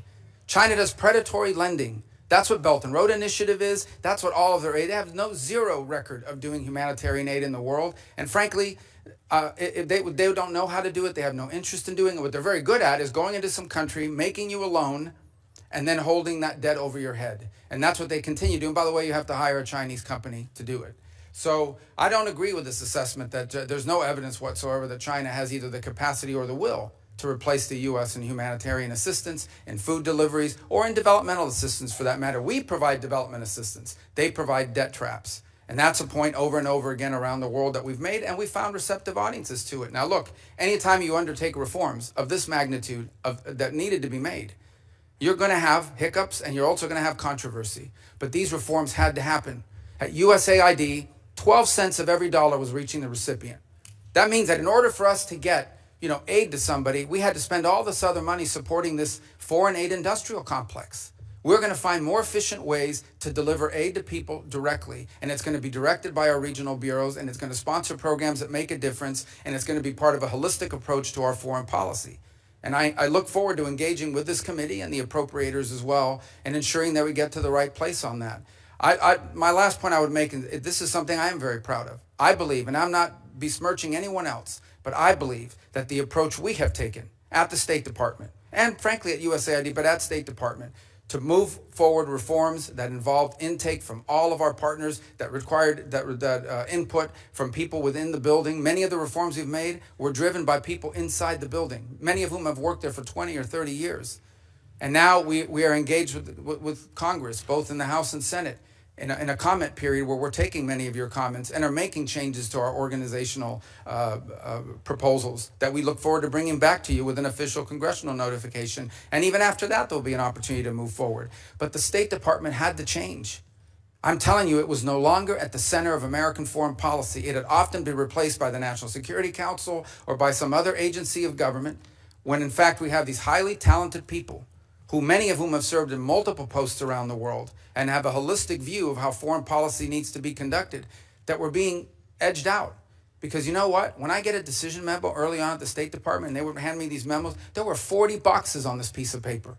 That means 40 people had to check off, yes, okay, before it even got to me. That's ridiculous. That takes too long. That's why people said don't use State Department. They take too long and it's too cumbersome. And any one of those little boxes didn't get checked, the memo didn't move up the chain. That can't continue. We can't move at that pace in this world. Events happen quickly, and we have to be able to move at the pace of relevance. And so I hope to work with you in a productive way to make that possible. You're not going to like all the changes, but I want you to know what the intent of the changes are. It is not to dismantle American foreign policy, and it is not to withdraw us from the world. Because I just hit 18 countries in 18 weeks. That doesn't sound like much of a withdrawal. And I see some of these foreign ministers, including individuals from Ukraine, more than I've seen my own children. And I talk to them at least 3 times a week. We are engaged in the world, but we're going to be engaged in a world that makes sense and that's smart. And that isn't about saving money. It is about ensuring that we are delivering to our people what they deserve, a foreign policy that makes America stronger, safer, and more prosperous. Thank you. Thank you, Senator Rubio. We're going to do a round of questions. We'll go 7 minutes since we have a secretary here. And I'm going to start. One of the things that you mentioned, and admittedly, what we're dealing with here is a large number of subjects. I want to focus on one that Senator Shaheen and I have worked together on, and that's the Syria matter. Thank you and the President for suspending or lifting the sanctions on Syria. I think the next step, and I think you agree with us that both Syria and Lebanon are opportunities for us.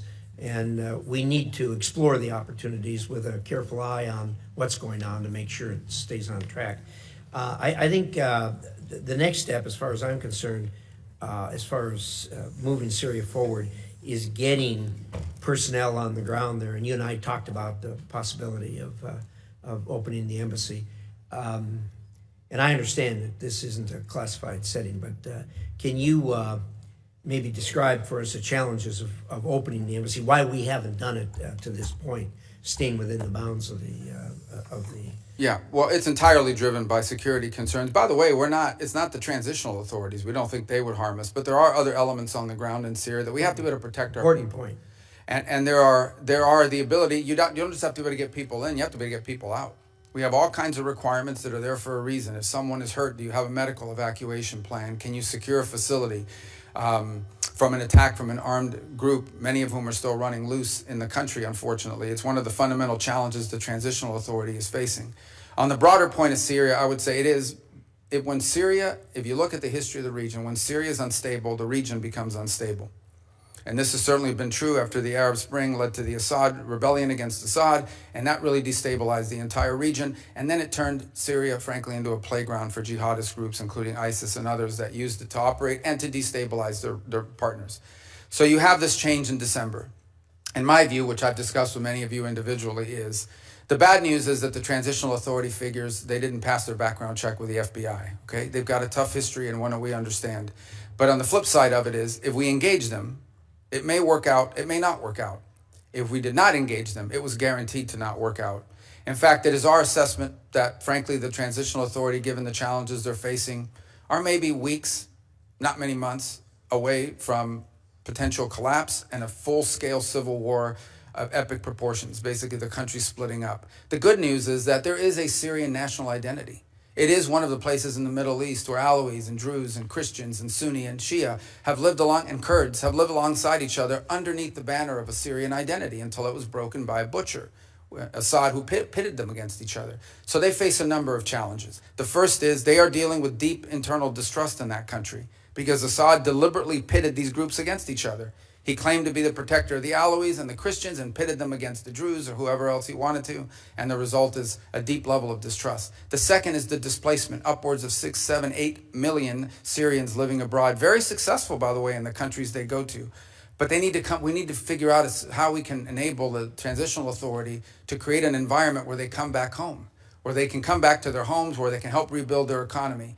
But what prompted the president to move quickly on sanctions? Because we had a plan. You know, we engaged with the foreign minister at the UN here in New York. We gave them a visa to come into the country. We allowed their finance minister to come to World Bank meetings here in Washington, D.C. The next step was I was going to meet with the foreign minister, and some of you may have met with him already at Munich, but I was going to meet with him in Turkey at the NATO gathering.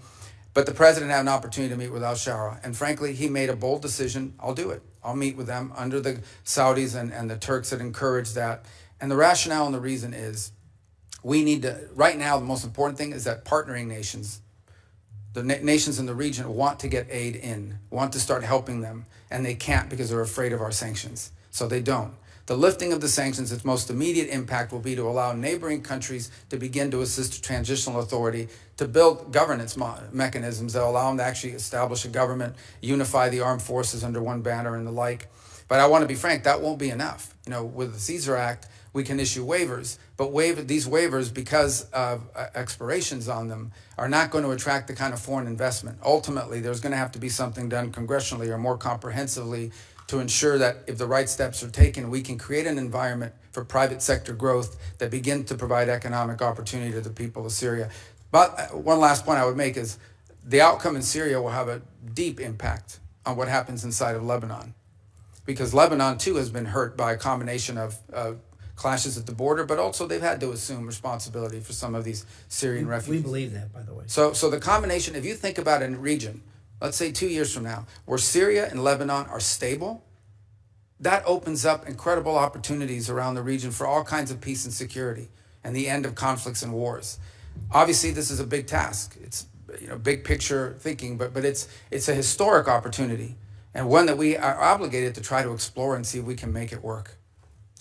Thank you. I appreciate that, and I think we're in full agreement with this, and it is a conundrum as far as the sanctions are concerned. We've got the 6 month, but as you say, the future. It's hard to predict the future since it hasn't happened yet, as Yogi Berra used to say. And there are real issues and risks in the future. We can take it a step at a time.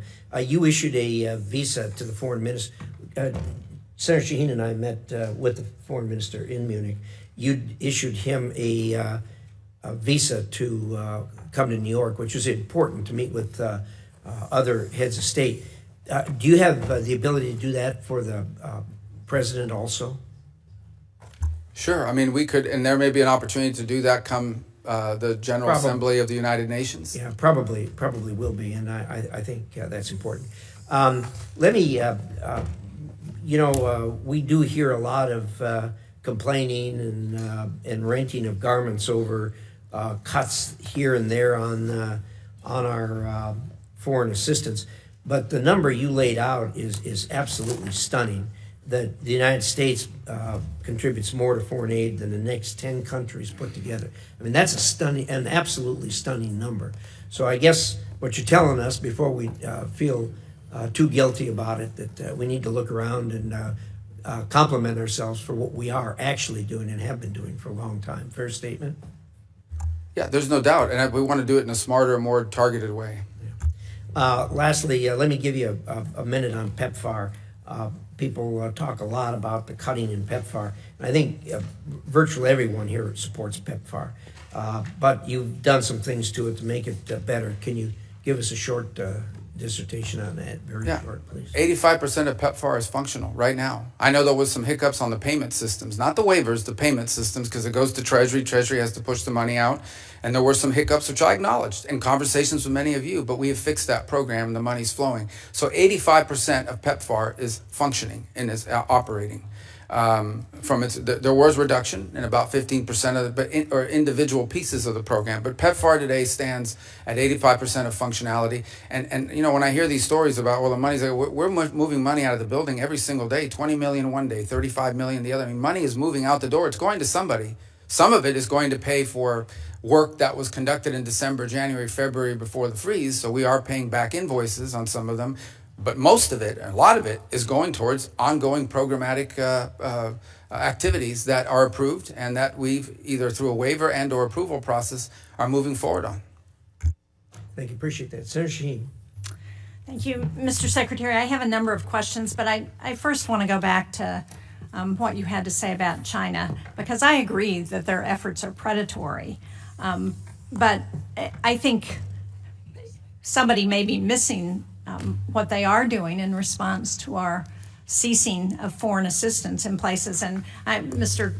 Chairman, for the record, I'd like to submit this fact sheet. The PRC supporting international assistance as U.S. withdraws. It's dated April 29th. And just to give you a few examples, earlier this month, General Michael Langley, who's the commander of U.S. Africa Command, I sit on the Armed Services Committee, and when we asked him about the end to specific USAID programs, he stated that the PRC is trying to replicate, in quotes, specific USAID programs in Africa that the Trump administration cut, including PEPFAR. And I mean, there are several pages of these examples. Another one is in Cambodia. After the U.S. terminated $2 million in demining programming in Cambodia, the PRC immediately announced $4.4 million to expand its own demining programs. The PRC also recently stepped in to fund child literacy and nutrition programs previously supported by USAID. So we can pretend that China is not doing these things and picking up and promoting themselves as a reliable partner when the United States is not. But we have specific examples that show where this is happening. But I want to move to Ukraine because we heard the conversation that the president had with Vladimir Putin, the phone conversation. where Putin didn't agree to any meaningful negotiation that would end this war in Ukraine. As President Trump has admitted, Vladimir Putin is taking him for a ride. Now, we have a bipartisan bill in the Senate that's led by Lindsey Graham. It has 80 sponsors. I understand that the House members are ready to take this up on a discharge petition if we pass it out of the Senate. How much longer until we rein Putin in? And are you prepared to support that sanctions bill that Graham and Blumenthal and 78 other members of the Senate support? Well, let me answer your last question first, and that is about the bill. We obviously can't control what Congress does, and we've told the Russians this. Not now, 6-8 weeks ago. I believe, Senator Sheen, you were involved in a conversation that made it clear to the Russians what would happen if there was no progress made. And that's been repeated multiple times. I would also make this point, and it's important. Every single sanction, not one sanction has been lifted on the Russians. Every single sanction that was in place under the previous administration remains in place. So this idea we've given up leverage, well, the only we have the same leverage today we had under the previous administration.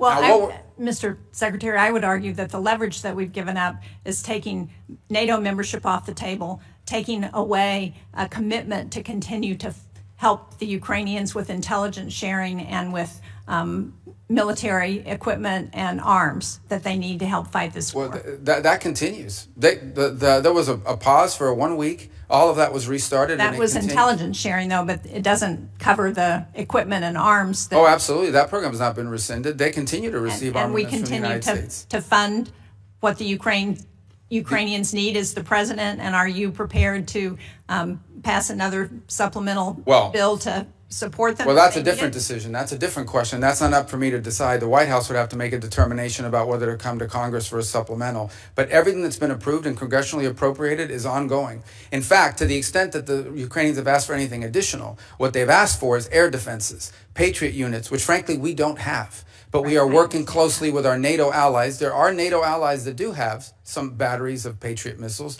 that they could provide or transfer over to the Ukrainians to defend, for example, the airspace of Kyiv and other places. And we've been encouraging in that front and working alongside our partners there to get deliveries of some of these systems. As you can imagine, none of these countries want to give up their Patriot systems either. But we can't make them fast enough, and part of the challenge we have in Ukraine is that munitions are being expended substantially faster than the ability of the broader West, not just us, but the West, to produce them.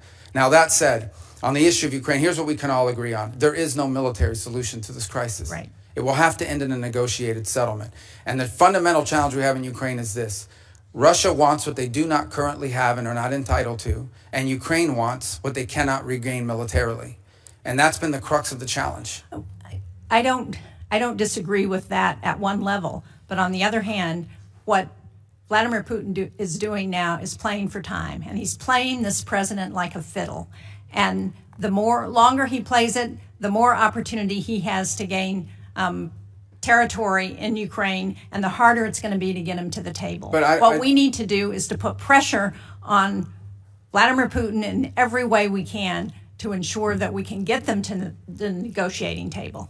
Well, I disagree with this playing with a fiddle analogy, because the truth of the matter is when Vladimir Putin woke up this morning, he had the same set of sanctions on him that he's always had since the beginning of this conflict, and Ukraine was still getting armaments and shipments from us and from our allies, and the European Union is about to impose additional sanctions, and the U.S. is looking for no Patriot batteries to be able to transfer from other NATO nations into Ukrainian hands.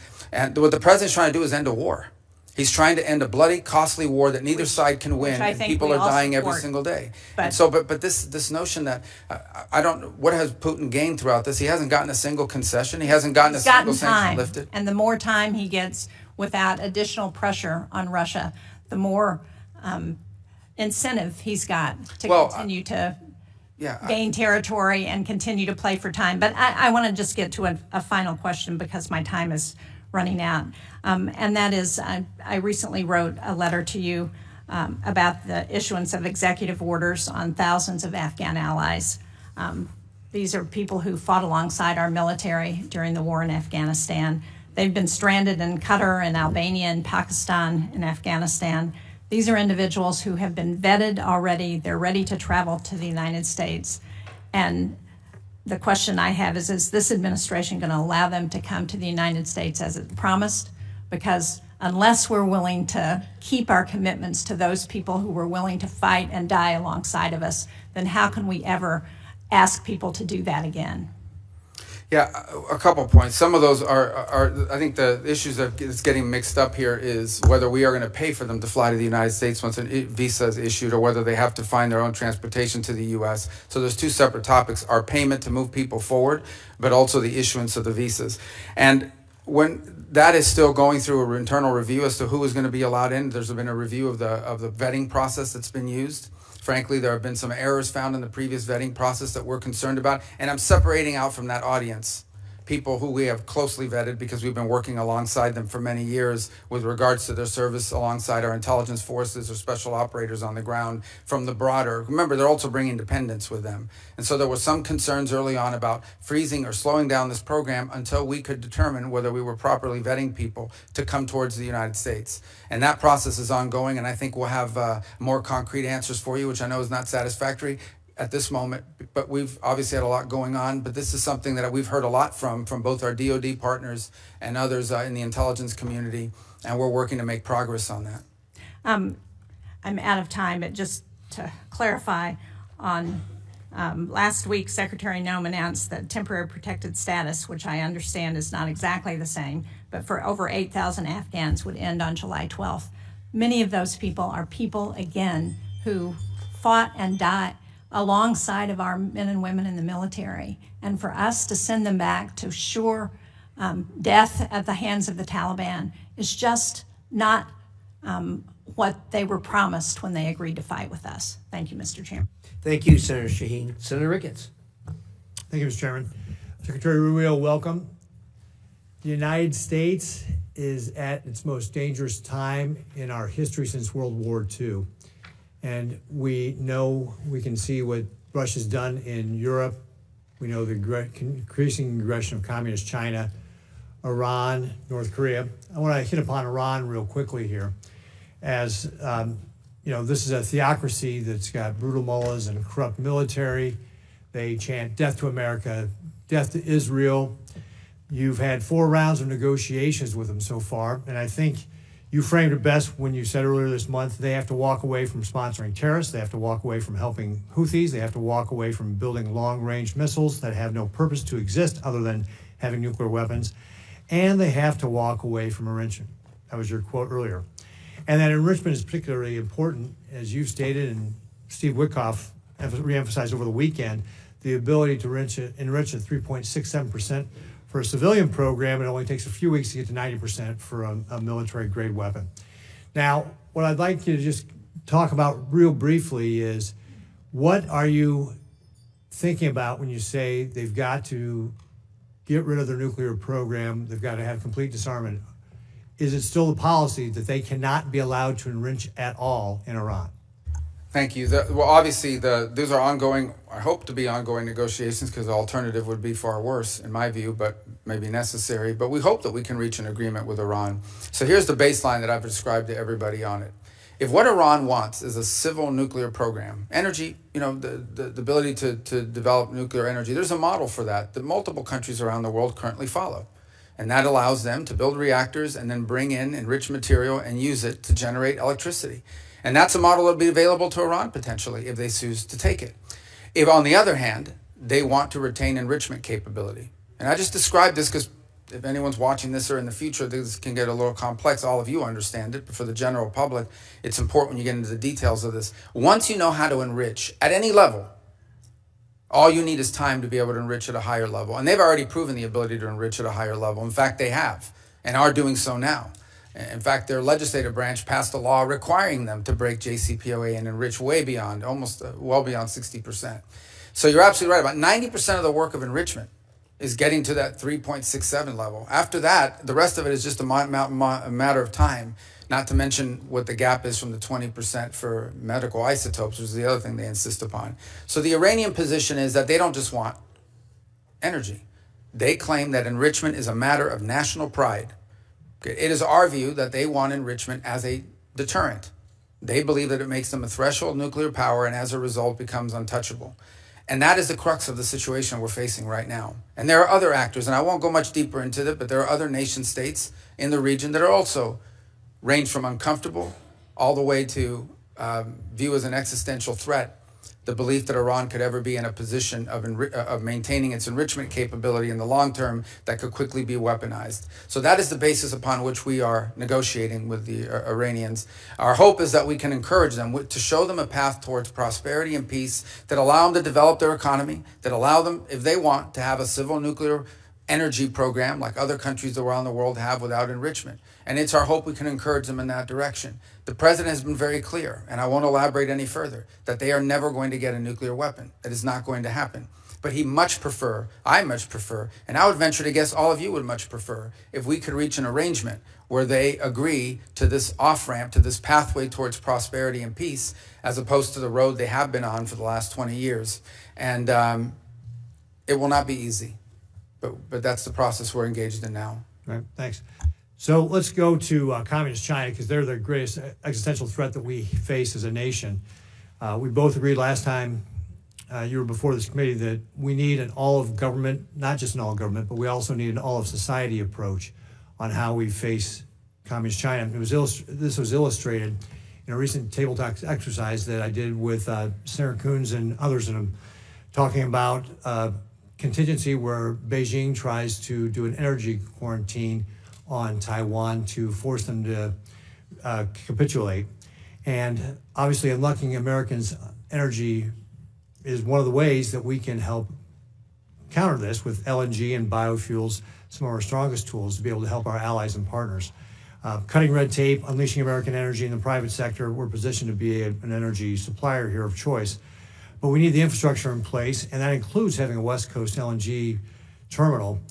Can you talk a little bit about what you're thinking about when it comes to this type of contingency with regard to an energy quarantine in Taiwan and how the administration would approach that? Well, first of all, it would be devastating. The U.S., as you know, has agreements in place and assurances it's made on maintaining the status quo in that region, and those will remain viable without trying to be alarmist here. We know what those are, and we hope that never happens. But I think the broader issue that you touch upon, which I don't think is widely understood, again, members of the committee who follows this closely understand it, but more broadly, is the dangerous imbalance that has developed between China and the rest of the world on a number of fronts. The first is on access to rare earth minerals, which they have secured access rights all over the world on virtually every continent. They are predominant and or leading in their access. And it's one of the points of frustration that I have. You go to a country and you see how much money we've given in humanitarian aid, but when it comes to rare earth mineral rights and exploited, rights to natural resources, it's all on the Chinese side. So where's the connection between the aid we give to help countries survive and the fact that the Chinese are going in and somehow from these governments, bribery or otherwise, getting a hold of all these rare earth minerals and leases and contracts all over the place, not just in Africa, in Latin America, all over the place. The second is processing. They process all these rare earth elements. So we are literally, if they decide one day we're going to cut the world off, and they've threatened to do so to some extent with these trade negotiations, you won't be able to build an engine in this country. You won't be able to build a rocket or any of the things that we use in daily life. This is a very dangerous situation that's developed that has to be addressed as well. A lot of it will require domestic changes in our own country and building up our own domestic capabilities, for example, to refine rare earth minerals and to process, but also just to make things. Pharmaceuticals, another dangerous imbalance. We were, all this talk about them getting close to the Europeans, they're dumping on the European market. They're dumping electric cars. They're dumping all kinds of products because they're overproducing. They don't consume. So they dump all these products onto the European marketplace. But you know what the Europeans are very concerned about? The Italians in particular. They used to lead the world in pharmaceuticals, at least in the precursors and the key elements and the basic ingredients. Now the Chinese dominate 80-something% of that industry. They could cut off our medicine. So I think when you talk about energy, I could apply that to a host of critical industries in the 21st century. If we don't address that imbalance, which is what we're hoping to do with some of the trade proposals, but also domestic matters that the administration is taking on, we're going to be in real tough shape here very soon if we're not already. Thank you very much, Mr. Secretary. I see my time is up, but I look forward to continuing to talk with you about how we can create this all-of-society strategy to be able to fight back against communist China, because you just laid out a lot of the things that we're at risk at. And we have to have a way to be able to push back on them so that they don't decide to try to take Taiwan by force or try to do an energy quarantine, which could lead to a war which would be devastating for everybody. Thank you, Mr. Chairman. Thank you. A sobering analysis of where we are on the supply chain. Senator Coons. Thank you, Mr. Chairman, Ranking Member. Thank you, Secretary Rubio. Look forward to 2 sessions together today. This afternoon, you'll be in front of the Appropriations Subcommittee. And I think there's going to be some themes across both of these. First, I think we all agree that China poses our single greatest geopolitical threat and that we have no choice but to deter China across the board and to outcompete China. Senator Ricketts and I just traveled to the Philippines and Taiwan and saw directly the challenges that we face there and regionally. And you've recently had some significant successes, the DRC, Rwanda, peace transition, the avoidance of escalation in India and Pakistan, the opening towards Syria. But I also frankly think that there's been a real lack of coordination and some serious harm to our standing in the world with some of the countries that we have worked most closely with over decades. The DOGE-driven, abrupt and largely illegal cancellation of billions of dollars of contracts for humanitarian relief and aid, and the disrespect and the dismissal of thousands of AID staff and our NGO partners stands in sharp contrast to the state reorganization process you just presented on in your following. You've submitted plans and proposals. We're having a conversation. You're going to send a congressional notification. We're going to have a hearing. That's the way that the reforming of USAID could have and should have happened. And so I just at the outset had to say, as someone who spent 15 years traveling the world, visiting both our partners and allies, looking at independent or semi-independent agencies like the MCC and the DFC and their role, and visiting NGO partners and the USAID, I reject the broad characterization of them by Elon Musk and DOGE as criminals who were wasting taxpayer money. You've heard across all of us support for PEPFAR, concern about humanitarian relief, and the vision that this is a key strategic asset for us.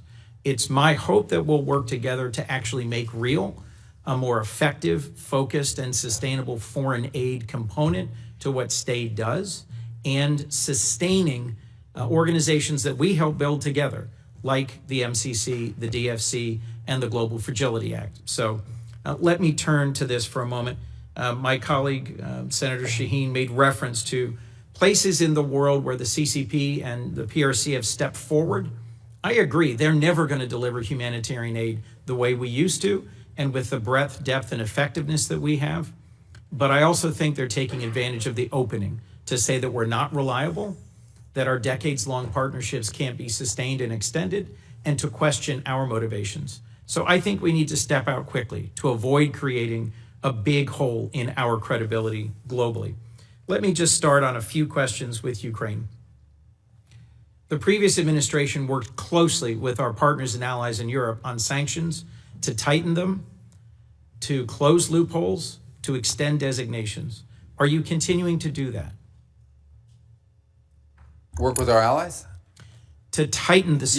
Yeah, so, well, first of all, the Europeans have their own set of sanctions, and we've coordinated with them very closely. In fact, the president had a call with at least 6 leaders from Europe yesterday. I had meetings with what we call the Quint, that include Italy, France, the UK, the Germans, the French. So we are in constant contact with them on the work that they're doing. And they're proceeding along their own route. And in fact, in our conversations in the past with the Russians, we've made clear to them that the Europeans and ultimately will have to be at the table because they have their own set of sanctions that they're imposing. So the answer to your question is we have worked very closely with them. The president understands fully the options he has available to him, some of which are represented in the bill before the Senate. In the bill before the Senate that Senator Graham and others have led and that I co-sponsor, I think we have an opportunity to put more pressure on Russia and to push Putin to get to the table and to agree to a just and enduring peace. Do you support that sanctions bill? And do you think we should continue to arm Ukraine and to strengthen the sanctions against Ukraine in order to create the conditions for a real negotiation? Yeah, look, it may come to that point. If in fact it is clear that the Russians are not interested in a peace deal and they just want to keep fighting a war, it may very well come to that point. The president has made that in the past. Our belief, the president's belief, is he believes that right now, if you start threatening sanctions, the Russians will stop talking. And there's value in us being able to talk to them and drive them to get to the table. We'll see. Look, they have to do this. No one's claiming that this is a guarantee. President Zelensky reversed himself, showed up, was ready and willing to negotiate. And Putin, I think, my view, continues to play for time. Well, so I hope that we can work together to put more pressure on Putin to get to the table and to resolve this. The other thing that I see clearly, and I think many of my colleagues do, is that what happens in Ukraine sets the table for what happens in the Indo-Pacific. That there's an increasing coordination between the Russians, the Iranians, the DPRK, and the PRC. Do you see that as well, Mr. Secretary? Well, we remind our European allies every day that were it not for China, Russia would not be able to sustain this. And they're fully aware of that. And obviously, we all understand the presence of the North Koreans and the Iranian role in this as well. But by the same token, I would say there's a flip side to that, and that is every minute we spend, every dollar we spend on this conflict in Europe is distracting both our focus and our resources away from a potential for a much more serious, much more cataclysmic confrontation in the Indo-Pacific. So the answer is yes, they are related, but they're related both ways. They're related on the one hand by the precedent that it could set, but they're also related by the fact that every minute that we spend on this conflict that cannot be won by military means, every resource that's expended into it is money and time that's not